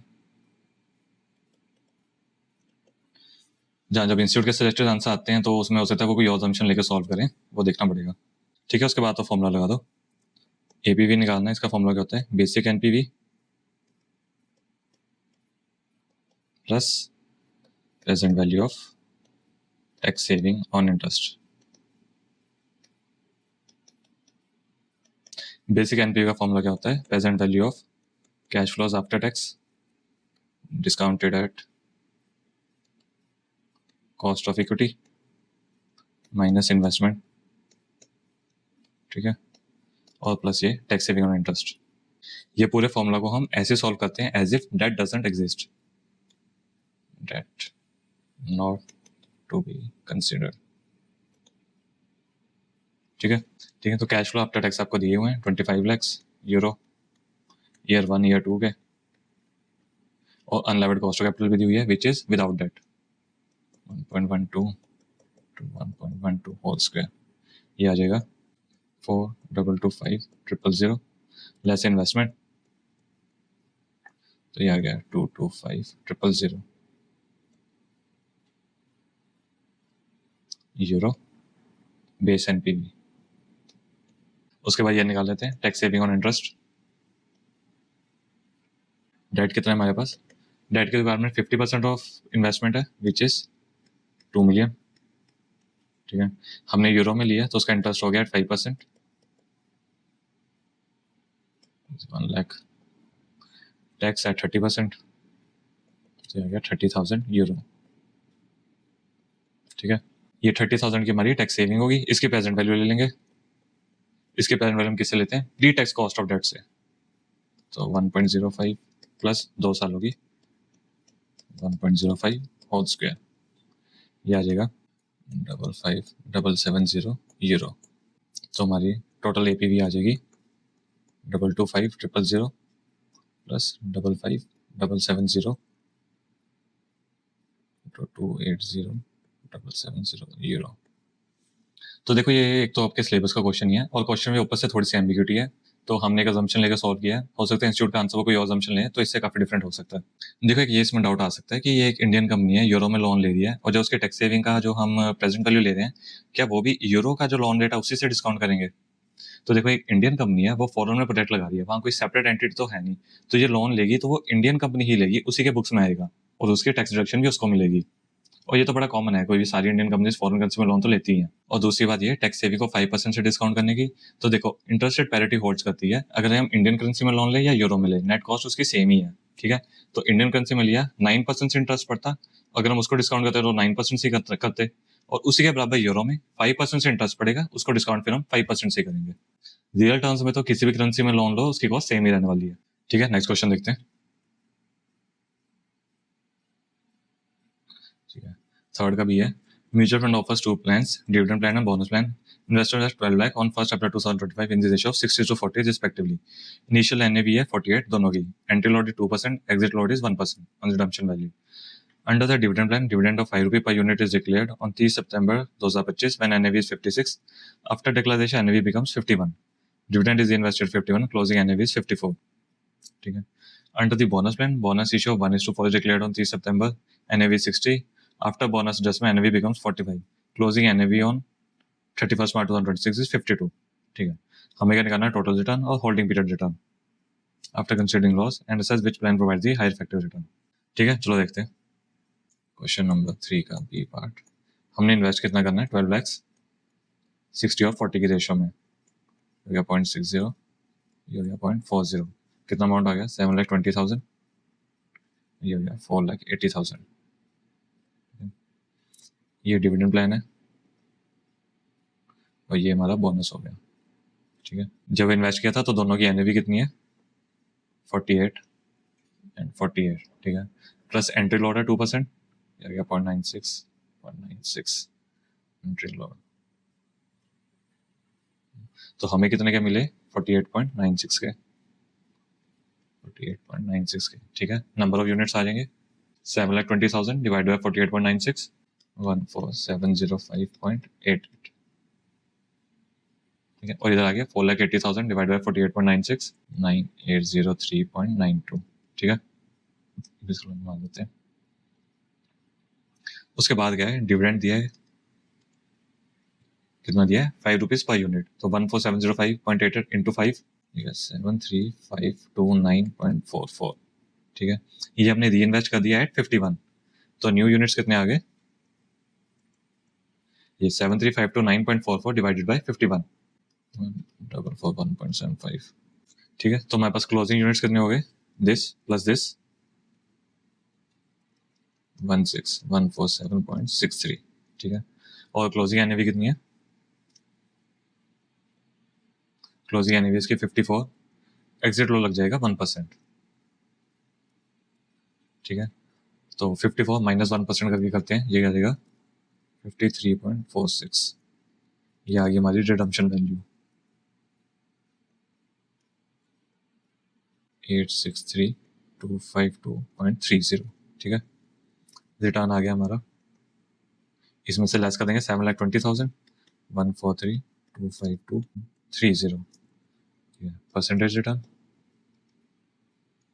143,252.30 divided by 7,20,000 into 100 is equal to 19.896%। ठीक है, और होल्डिंग पीरियड पूछा हुआ है तो हमें इसमें कोई टाइम एडजस्टमेंट करने की भी जरूरत नहीं है। ये हमारा हो गया होल्डिंग पीरियड रिटर्न।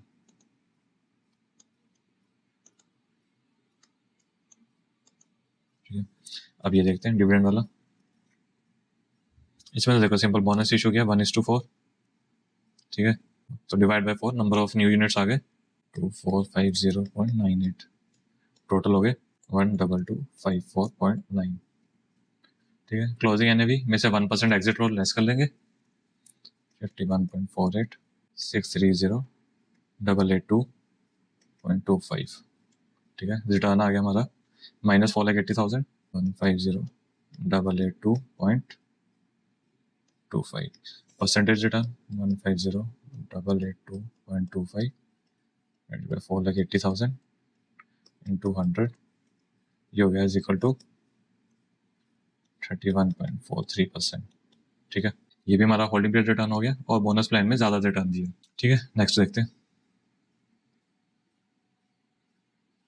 4 का ए। ये ऑप्टिमल पोर्टफोलियो का है according to Sharpe's single index model. ये क्वेश्चन लास्ट टाइम में भी आया था। ठीक है, the securities are traded in efficient market and follow कैप assumptions। सिक्योरिटीज हुई है, एक्सपेक्टेड रिटर्न बीटा है और रेजिडुअल वेरिएंस है। उसके बाद क्या दिया? रिस्क फ्री रिटर्न है, मार्केट एक्सपेक्टेड रिटर्न है, variance of market and cut off rate दिया हुआ है। ठीक है, given the cut off rate identify the securities to be included in the optimal portfolio. ठीक है, चलो इसको देखते हैं। Question number 4 A. देखो इसमें हम सबसे पहले रैंकिंग निकालते हैं, बी सी डी। वो कैसे निकालते हैं? Expected return minus risk free return divided by beta. इसका फॉर्मूला बन जाता है ये 17 minus 6, beta of A is 1.4, 15 minus 6 divided by 1.1, 13 minus 6 divided by 0.9, 17 minus 6 divided by 0.6, ये आ जाएगा 7.857, 8.181, 7.777, 8.333। ठीक है, देखो इसमें क्या है, कट ऑफ रेट दिया ही हुआ है विच इज 7.95। तो हमें आगे का पूरा कैलकुलेशन करने की जरूरत नहीं है, इसी के बेस पे सिलेक्ट कर लेंगे। तो अगर security B and D should be selected, ठीक है। सेकंड पार्ट में इनका प्रोपोर्शन, उसका भी फॉर्मूला लगा लेंगे which is beta upon standard deviation into expected return minus risk free return divided by beta minus cut off rate. तो B के लिए आ जाएगा 1.1.0196 इंटू, ये हमने किया हुआ है 15 माइनस 6 डिवाइडेड बाय 1.1 माइनस 7.95, ये आ जाएगा 12.96। वैसे डी का देखते हैं, beta upon standard deviation 0.06 0.01 into 17 minus 6 divided by 0.06 minus 7.95, इसको सॉल्व करेंगे तो ये आ जाएगा 22.98। ये दोनों के वेट्स आगे, इनका प्रोपोर्शन निकाल लेते हैं, is equal to 12.96 divided by 12.96 plus 22.98 is equal to 35.94% into 100 कर लेंगे। डी का बचा हुआ आ जाएगा ये 100 माइनस 35.94 64.06%, ठीक है। थर्ड में उसने पूछा है रिटर्न एज पर कैपम, तो बी का निकाल लेते हैं, इज इक्वल टू कैपम का इक्वेशन होता है risk free return plus market का return minus risk free return into beta of security. तो ये आ जाएगा 6 plus 14 minus 6 into 1.1 is equal to 14.8%, और डी का आ जाएगा 6 प्लस 14 माइनस 6 इंटू 0.6, ये आ जाएगा 10.8%, ठीक है। ये इनका रिटर्न आ गया एज पर कैपम, और उनका एक्सपेक्टेड रिटर्न क्या है 15% एंड 11%। ये इनका रिटर्न है जो कि हम एक्सपेक्ट कर रहे हैं कि एक्चुअल में आएगा। तो ठीक है, कैपिंग के हिसाब से जो इनको रिटर्न देना चाहिए अभी वो उससे ज्यादा रिटर्न दे रहे हैं। तो अगर एक्चुअल में ज्यादा रिटर्न दे रहे हैं तो मतलब ये क्या है, अंडर वैल्यूड दोनों ही। ठीक है, नेक्स्ट क्वेश्चन देखते हैं। ये 4 का भी है, consider the recent performance of the close ended fund. ठीक है, एनएवी दी हुई है, प्रीमियम डिस्काउंट दिया हुआ है। क्लोज एंडेड मतलब ये स्टॉक मार्केट पे ट्रेड कर रही है, तो ये एनएवी के ऊपर इतने प्रीमियम डिस्काउंट पे वो ट्रेड कर रही है। ठीक है, उसके बाद है evaluate the average return per period based on geometric mean for investor who has bought 1000 share of the closed-ended fund at the initiated मतलब T0 पे, then sold the position at the end of period 4। अब देखो इन्होंने पूछा geometric mean, क्या हमारे syllabus में कभी भी ये वर्ड किसी भी क्वेश्चन में यूज हुआ है? नहीं। क्या प्रैक्टिकली कोई ये कहता है मेरे म्यूचुअल फंड का जियोमेट्रिक मीन निकाल लो? नहीं। पर पेपर में आएगा, हाँ। ठीक है, इसका देखते हैं सोल्यूशन। 4 का बी, सबसे पहले फॉर इन्वेस्टर, उसने लिया था एट T0 पे 20 का, और सोल्ड किया है एट T4, तब एनएवी है 22.3, ठीक है, प्लस प्रीमियम है 4%, तो ये आ जाएगा 23.192। देखो इसका फॉर्मूला सेम होता है, कंपाउंडेड एनुअल ग्रोथ रेट का बराबर ही देगा 23.192 डिवाइडेड बाय 20, 4 सालों का, तो raise to the power 1/4 minus 1, ये आ जाएगा 1.0377 माइनस 1, तो ये आ गया हमारा 3.77%। ठीक है, दूसरा इसने पूछा हुआ है रिटर्न एज पर एनएवी, तो वो भी है T0 पे है 20, T4 पे होगी 22.3। ठीक है, उसका हम निकालेंगे 22.3 डिवाइडेड बाय 20, 4 साल होगा 1/4 माइनस 1, आ जाएगा 1.115 raise to the power 1/4 minus 1, ये आ जाएगा 2.758%। ठीक है, नेक्स्ट देखते हैं। ये 4th का सी है, ABC limited has a 100 crore floating rate loan reset annually for 4 years। Reset annually मतलब कि at the end of each year हम देखेंगे कि मार्केट में जो इंटरेस्ट रेट चल रहा होगा वो इंटरेस्ट रेट हमारे लोन पे लगेगा, क्योंकि ये फ्लोटिंग रेट है। ठीक है, उसने कॉलर स्ट्रेटजी की है to hedge against interest rate risk. Cap rate है 9.5%। ठीक है, ये एक्सपेक्टेड रेट है कि जो फ्लोटिंग रेट होंगे अगले 4 सालों के लिए, ये फ्लोटिंग रेट दी है एक्सपेक्टेड। ठीक है, हमें फ्लोट रेट आइडेंटिफाई करना है that makes the collar zero cost collar. चलिए देखते हैं नंबर 4 का। सी। सबसे पहले ना ये कॉलर स्ट्रेटेजी समझ लेते हैं कि एग्जैक्टली होता क्या है। मान लो मैंने एक लोन लिया हुआ है एट 9%, तो मैं क्या करूंगा, एक कैप को परचेज कर लूंगा एट 10% पे, ठीक है। अब देखो मेरा जो ये लोन है ये फ्लोटिंग पे है, हो सकता है मार्केट में इंटरेस्ट रेट 10 हो जाए, 11 हो जाए, तो मुझे उतना 10-11% देना पड़ेगा। तो कैप से क्या होता है कि मान लो मार्केट में रेट 11% हो गया, मुझे लोन पे 11% देना पड़ेगा, और जो मैंने कैप परचेज किया हुआ है 10% पे, तो 10 और 11 का जो डिफरेंस है वो 1% मुझे मिल जाएगा, ठीक है। तो क्या हुआ, तो देखो लोन पे 11% पे किया और कैप 10 पे है, तो 1% मुझे रिसीव हो गया, तो मेरी नेट इंटरेस्ट कॉस्ट क्या हुई, 10% पड़ी। तो कैप खरीदने से मेरी इंटरेस्ट कॉस्ट जो है वो कैप हो जाती है 10%, ठीक है। अब ये फ्री में तो होता नहीं है, इसके लिए मुझे क्या करता है, प्रीमियम पे करना पड़ता है, ठीक है। अब कॉलर स्ट्रेटजी में क्या होता है कि ये जो प्रीमियम है ना, इसको ऑफसेट करने के लिए कॉस्ट को मैं क्या करता हूँ, एक सेल कर देता हूँ फ्लोर को, वो कितने भी कर सकते हैं आप, एट अराउंड 6 या 7%, ये अप्रोक्सीमेट है। ये वो वाला इंटरेस्ट रेट लूंगा जिसका मुझे पक्का है कि लोन कभी भी इसके नीचे तो जाएगा ही नहीं, क्योंकि मान लो मैंने फ्लोर सेल किया हुआ है 6% पे और मार्केट में इंटरेस्ट रेट हो जाता है 4% पे, तो वो जो डिफरेंस आया ना 6 के नीचे जितना भी गया वो मुझे पे करना पड़ेगा, ठीक है। और इसके बदले में मुझे प्रीमियम रिसीव होता है।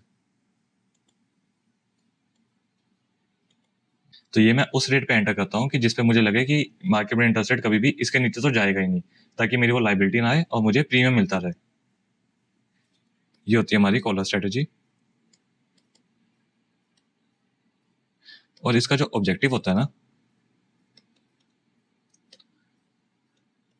वो होता है कि जो कैप का प्रीमियम है उसकी कॉस्ट कम से कम करना, to offset the cost of premium on buying cap.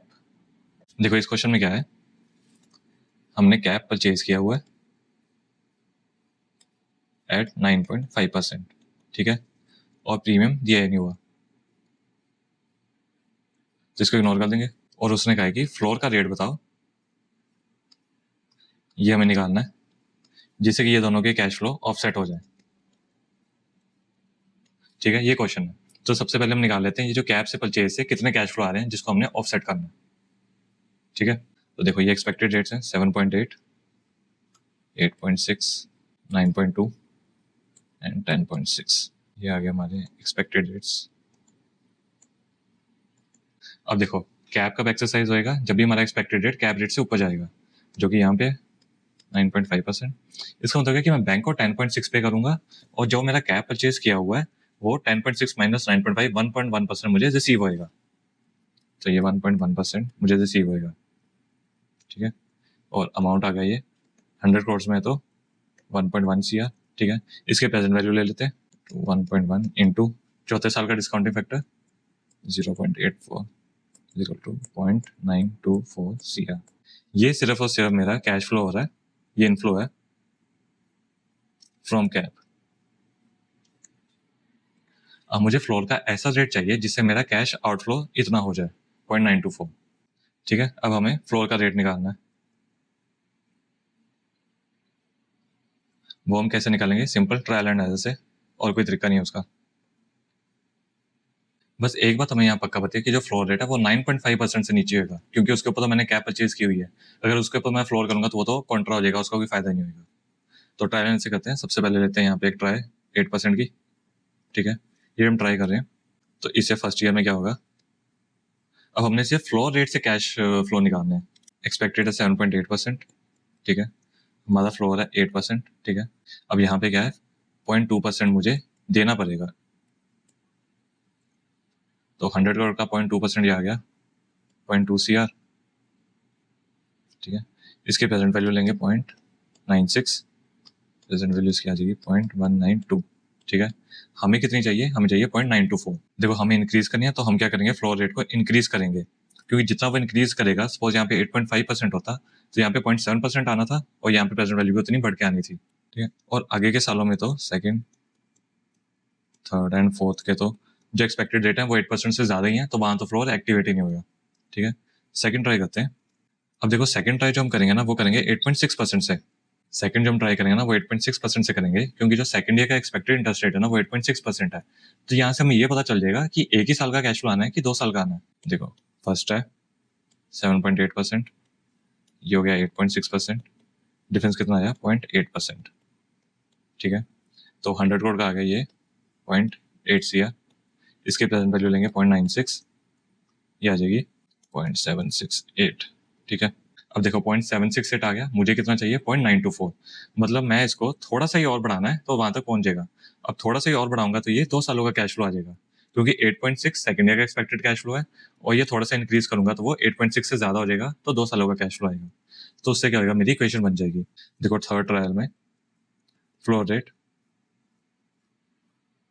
X ले रहे हैं, बस इसको क्या थोड़ा सा ये 8.6% से ज्यादा है, ये देखो ये 8.6% से ज्यादा है, तो इसमें क्या होगा 2 साल फ्लोर एक्टिवेट हो जाएगा और 2 सालों के कैश फ्लो आएंगे। ठीक है, तो पहले साल कहेंगे x माइनस 7.8%। ठीक है, ये 100 में इंटू 100 CR इंटू इसकी present value 0.96 plus second year के आ जाएंगे x माइनस 8.6% 100 इंटू 100 इंटू 0.92, और इनकी प्रेजेंट वैल्यू कितनी आनी चाहिए 0.924। ठीक है, इसको सॉल्व करेंगे 0.924 is equal to x minus 7.8 into 0.96 plus x minus 8.6 into 0.92, ये आ जाएगा 0.924 is equal to 0.96 x minus 7.488 plus 0.92 x minus 7.912, तो इससे मेरा x आ जाएगा 8.68298%। ठीक है, ये हो गया मेरा फ्लोर रेट। ठीक है, इस क्वेश्चन की एक छोटी सी रिवीजन सुन लो। कॉलर स्ट्रेटजी क्या होती है, मैंने कैप परचेज की है ताकि मेरा इंटरेस्ट रेट कॉस्ट एक फिक्स परसेंटेज के ऊपर ना जाए, उसके लिए मुझे प्रीमियम पे करना पड़ेगा, उसे ऑफसेट करने के लिए मैं फ्लोर सेल कर देता हूँ, उसका मुझे प्रीमियम रिसीव होता है। फ्लोर सेल करने का मतलब क्या है कि जितने भी मैंने फ्लोर सेल किया है एट 6 या 7%, उसके नीचे जब इंटरेस्ट जाएगा तो मुझे पे करना पड़ेगा। इस क्वेश्चन में क्या है, प्रीमियम दिया नहीं हुआ, तो क्या है जो कैप परचेज करने पे जो तो कैप परचेज करने की वजह से जो कैश फ्लो होंगे वो कौन से होंगे, जब मार्केट का इंटरेस्ट रेट कैप से ऊपर जाएगा, उसे ऑफसेट करना है फ्लोर से। ठीक है, तो सबसे पहले हमने कैप से निकाल लिया कि कैप की वजह से क्या कैश फ्लो आ रहे हैं, वो आ रहे हैं 0.924। अब हमने फ्लोर का रेट निकालना है, उसका तो सीधा ही तरीका ट्रायल एंड एरर। पहले 8% लिया, उसमें क्या है सिर्फ पहले साल में कैश फ्लो आएंगे, क्योंकि बाकी सालों के इंटरेस्ट रेट 8% से ज्यादा है। सेकंड हम ट्राई करेंगे 8.6%, वो इसलिए क्योंकि सेकंड ईयर का इंटरेस्ट रेट 8.6% है, और 8.6% से भी हमारी प्रेजेंट वैल्यू 0.924 से कम आ रही है। इसका मतलब ये थोड़ा ही और बढ़ाना पड़ेगा, और उसमें ये श्योरिटी होगी कि 2 सालों के कैश फ्लो आने हैं, जिससे हमारी ये इक्वेशन बन जाती है। ठीक है, नेक्स्ट क्वेश्चन देखते हैं। देखिए फिफ्थ क्वेश्चन है, इसमें क्या है कि एक कंसल्टेंट ने कंपनी की वैल्यू निकाली है 425 रुपीज, और वो कंपनी ट्रेड कर रही है 240 पे। हमसे क्या पूछा गया कि 2 stage free cash flow for equity valuation से इसका क्लेम वेरीफाई करना है, मतलब उसकी वैल्यू निकालनी है। तो इनकम दी हुई है बेस ईयर, ठीक है, और net income will grow by 25% annually. अगले 2 साल के लिए ग्रोथ फेस है और वो 25% से इंक्रीज करेगी। Net investment in operating assets 240 to 80 दिए हुए हैं, ठीक है। ये capital expenditure less depreciation plus the increase in working capital है, और company finances 30% net investment in operating assets through new debt. ठीक है, ये जो ऊपर वाले आर इन्वेस्टमेंट्स इनका 30% डेट से आएगा।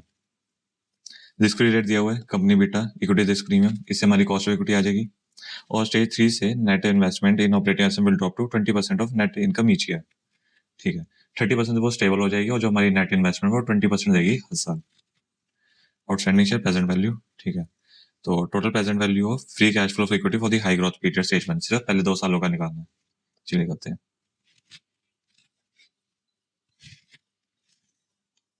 नंबर 5 का ए, सबसे पहले हमारी आ जाएगी नेट इनकम। देखो अभी कितनी है 180, और इंक्रीज कितने से होगी 25% से, तो ईयर 1 ईयर 2, तो 180 प्लस 25% आ जाएगा 225 या 281.25। उसके बाद इन्वेस्टमेंट इन ऑपरेटिंग एसेट्स वो दिए हुए हैं विच इज 240 एंड 280। देखो नेट इनकम में क्या है कि डेप्रिसिएशन लेस हुई है, और ये जो इन्वेस्टमेंट ऑपरेटिंग एसेट्स दी हुई है इस फिगर में से भी डेप्रिसिएशन लेस हुई है, और इस फिगर को हम नेट इनकम से लेस करें तो एक तरह से डेप्रिसिएशन हमारी ऐड होगी, जो कि नॉन कैश आइटम है, हमें ऐड ही करनी होती है। और टैक्स इसमें दिया नहीं हुआ तो उसको इग्नोर कर देते हैं।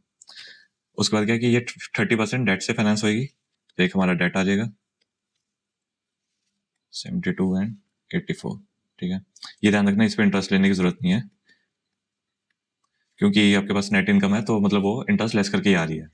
तो आपके कैश फ्लो आ जाएंगे 57 and 85.25। Filling cash flow for equity. अब हम कॉस्ट ऑफ इक्विटी निकाल लेते हैं, जो कि है 6% risk free return plus market premium is 5% और उसका बीटा है 1.2, ये आ जाएगा 12%। ठीक है, तो पहले स्टेज के लिए इन दोनों को 12% से डिस्काउंट करते हैं, प्रेजेंट वैल्यू आ जाएगी 57 इंटू 0.893 प्लस 85.25 इंटू 0.797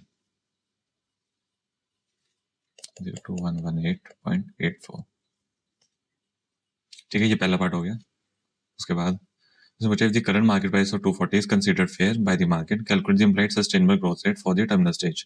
फेयर मतलब कि ये सही है, तो मतलब कि ये वैल्यू अचीव करने के लिए ग्रोथ कितनी चाहिए, तो हमें ग्रोथ निकालनी है। देखो टोटल वैल्यू ऑफ फर्म होगी इक्वल टू 240 इंटू 60 इंटू 14,400। ठीक है, और हमारे पास पहले 2 सालों की ये कैश फ्लो का वो है प्रेजेंट वैल्यू, तो उसके बाद और थर्ड ईयर से तो वो स्टेबल हो जाने हैं, तो जो थर्ड ईयर से लेकर परपेचुअल तक कैश फ्लो है जो कि स्टेबल है, हमें उनकी प्रेजेंट वैल्यू चाहिए।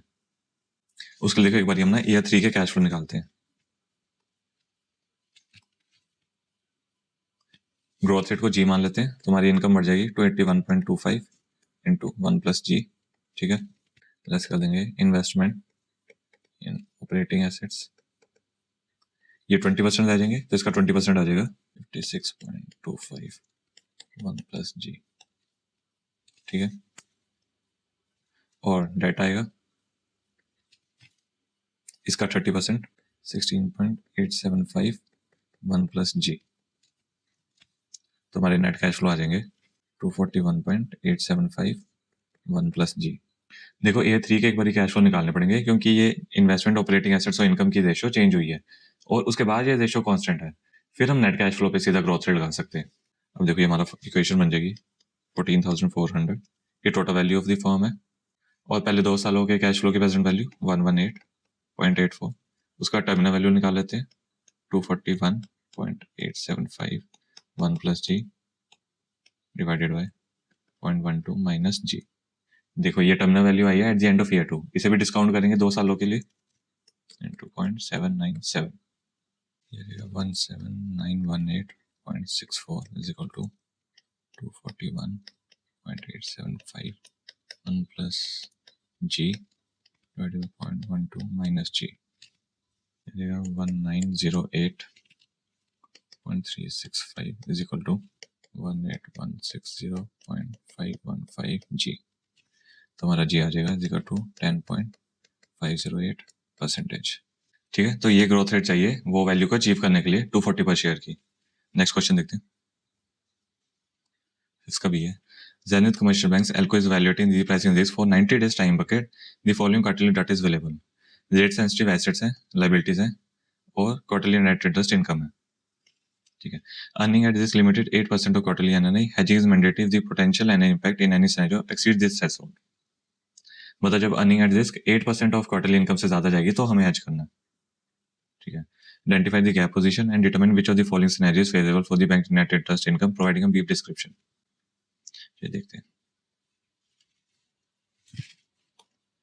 5 का बी। देखो रेट सेंसिटिव एसेट्स हैं 12,500 के और लायबिलिटीज हैं 15,800 की। ठीक है, तो हमारा गैप तो कितना हो गया 3,300 का, ये गैप आ गया। अब हमें बताना है कि कौन सा सिनेरियो पॉजिटिव है नेगेटिव है। सिनेरियो ए है repo rate increases by 50 basis point,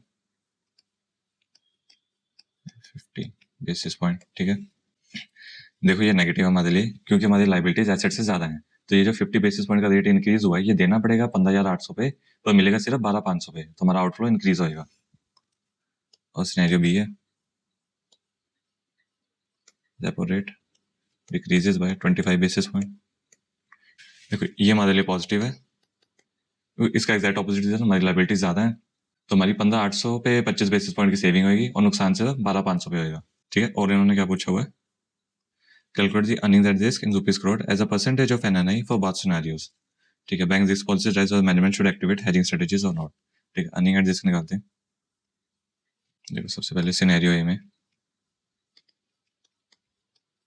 net of करके चलते हैं, 3300 है कि लाइबिलिटी ज्यादा है, ये 25 बेसिस पॉइंट्स, और ये क्वार्टर लिया तो 3 महीने के देखेंगे, इज इक्वल टू ये आ गया 4.125। और सिनेरियो बी में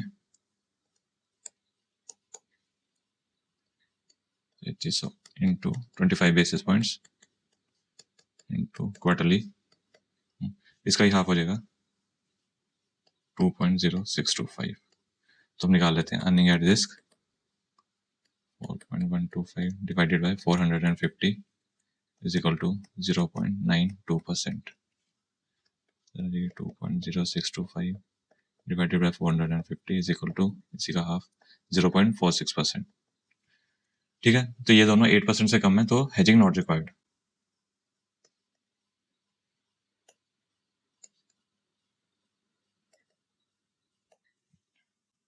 ठीक है, नेक्स्ट देखते हैं। 6 का ये मर्जर एक्विजिशन का क्वेश्चन है। Aerotech listed engineering firm are evaluating the acquisition of Medgen. ये इसको एक्वायर कर दिया। ठीक है, प्रॉफिट आफ्टर टैक्स दिया हुआ है, इक्विटी शेयर्स, पी रेशो इसकी निकालनी है, और इसकी मार्केट प्राइस और स्टैंड अलोन फेयर वैल्यू भी निकालनी है। ठीक है, कंबाइंड एंटिटी का पोस्ट मर्जर पैड दिया हुआ है 6850 इंक्लूडिंग सिनर्जीज। ठीक है, और उसकी पी रेशो भी दी हुई है। The total synergy gain increase in combined entity value over the sum of standalone value is capped at 34,000। देखो synergy क्या प्रॉफिट लेवल पे भी दी हुई है और वैल्यू लेवल पे भी। सेटलमेंट ऑफर है पर 1 शेयर ऑफ मेडगन। ठीक है, मेडगन के 1 शेयर के बदले ये 3 ऑफर है। और ये बॉन्ड टर्म्स है, face value each bond converts into 2 Aerotech shares और रिडीम्स है 680.24। ठीक है, हमसे क्या पूछा है, determine the annual post merger synergies paid basis and Medgen standalone P ratio. चलो करते हैं क्वेश्चन नंबर 6 का ए।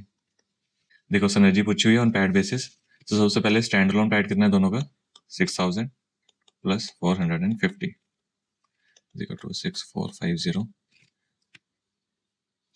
और कंबाइंड पैड जो दिए हुए इंक्लूडिंग सिनर्जीज वो है 6850। ठीक है, तो हमारा ये 400 का सिनर्जी गेन आ गया on pad basis.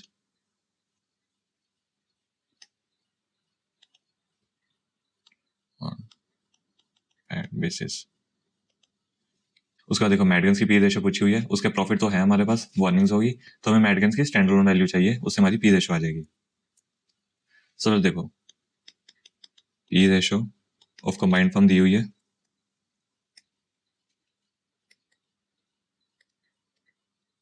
Equal to 34, और इसके प्रॉफिट्स हमारे पास, तो इसकी वैल्यू आ जाएगी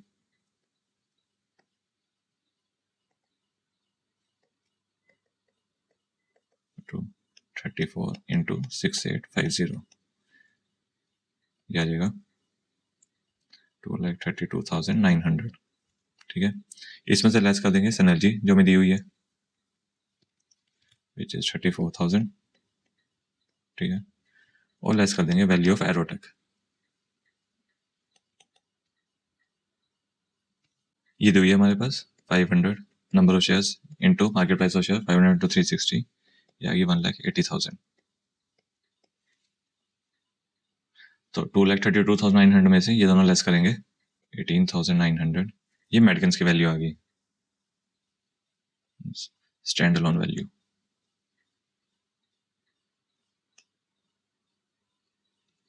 ठीक है, उसके बाद आपको पैड दिया हुआ है विच इज 450, तो इन दोनों को डिवाइड करें तो हमारी पी रेशो आ जाएगी विच इज 42।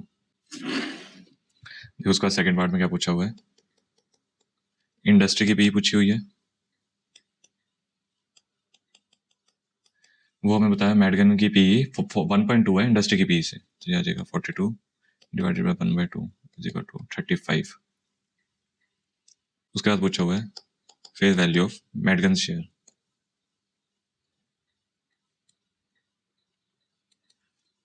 18,900 उसकी पूरी वैल्यू है divided by number of shares 5, तो ये आ जाएगा 3780। ये आ गई वैल्यू पर शेयर। देखो उसका थर्ड पार्ट देखते हैं। Solve for the number of Aerotech shares offered in offer 2। Offer 2 क्या है? Hybrid equity 1000 cash plus Aerotech के शेयर्स, ठीक है। और ये premium 21.69% over stand alone fair value. ये जो प्रीमियम 21.969 ये पूरे ऑफर पे है। मतलब ये जो ऑफर है ये मैडगन की एक शेयर की जो वैल्यू है उस पर 21.96% प्रीमियम पे है, ठीक है।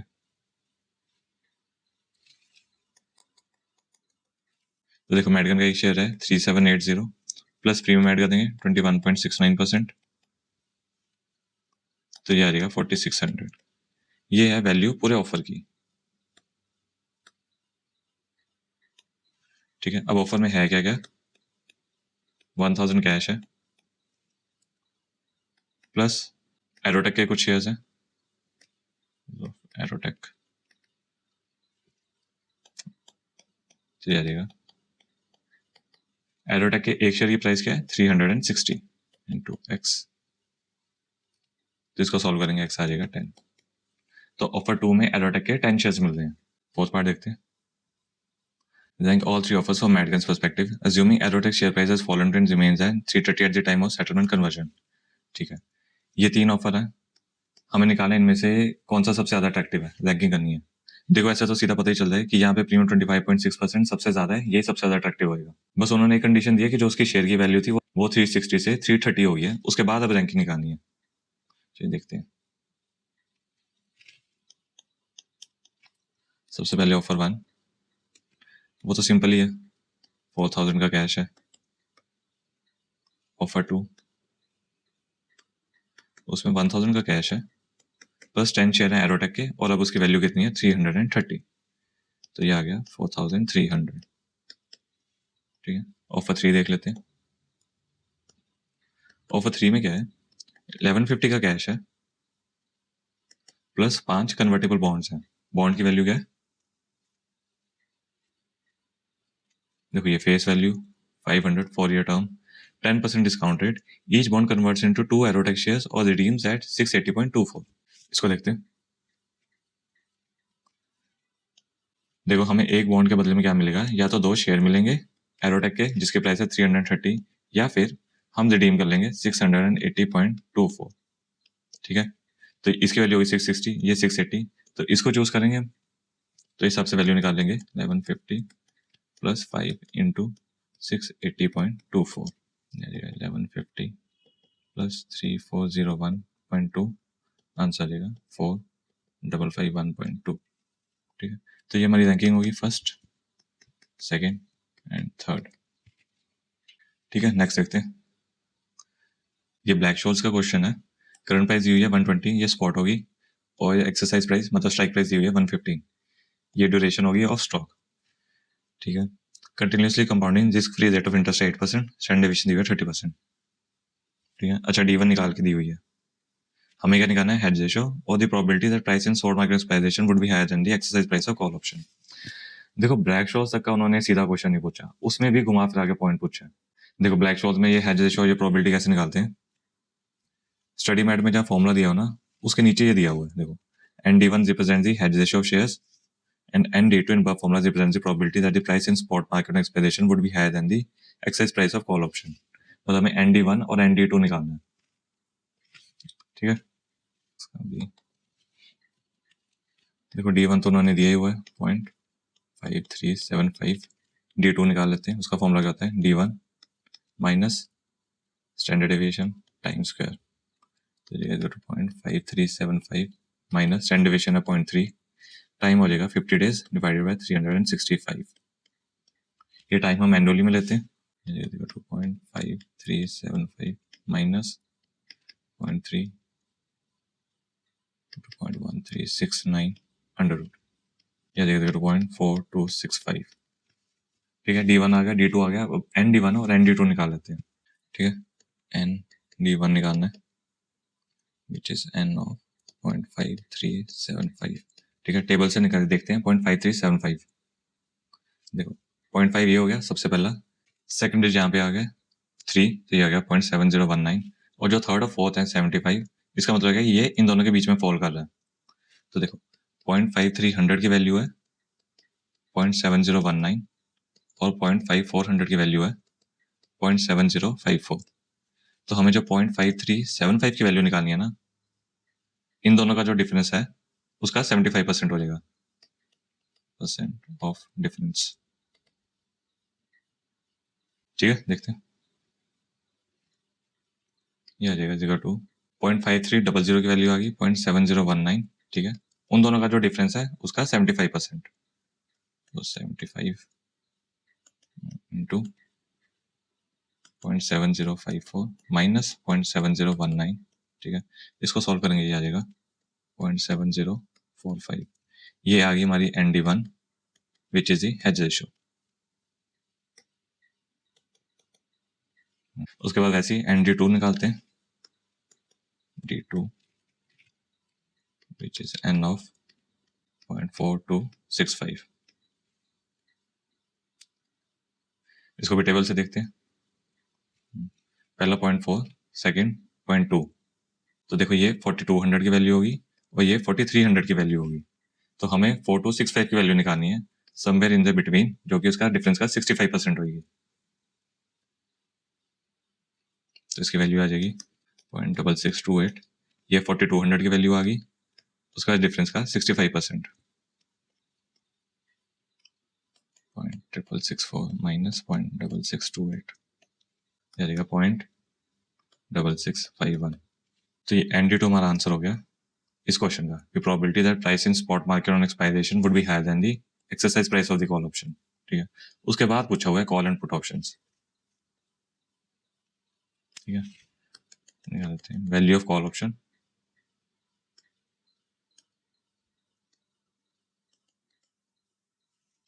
देखो इसका फॉर्मूला क्या होता है, स्पॉट प्राइस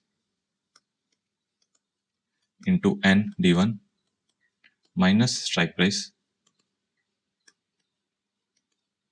उसकी प्रेजेंट वैल्यू इंटू ND2। ठीक है, स्पॉट प्राइस है हमारे पास 120 इंटू ND1 हमने निकाला है जिस 0.7045 माइनस स्ट्राइक प्राइस इज 115।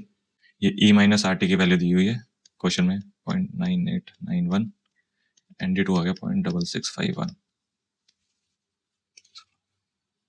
इसको सॉल्व करेंगे आ जाएगा 8.89। उसका पुट की भी ऐसे निकाल लेंगे, value of put equal to, इसका फॉर्मूला होता है value of call option plus strike price into present value minus spot, 8.89 plus 115 into 0.9891 minus 120 which is 2.64। ठीक है बच्चों, तो ये हो गया। देखो बच्चों, अब पेपर तो जाए वो तो आपके सामने ही है, उसके बारे में तो कुछ बोलने का फायदा है नहीं है। पर यह है कि देखो इंस्टीट्यूट का रिजल्ट तो निकालना ही है अपना, जितना भी उन्होंने सोचा होगा 10 15 20। तो यह कि अगर आपने कुछ भी लिखा है, अटेम्प्ट भी किया है, तो उम्मीद है, होप मत छोड़ो। तो देखो विडम्बना, देखो अभी 2 महीने पहले MTB आए थे, दोनों MTB के बेसिक क्वेश्चन में मिस्टेक थी।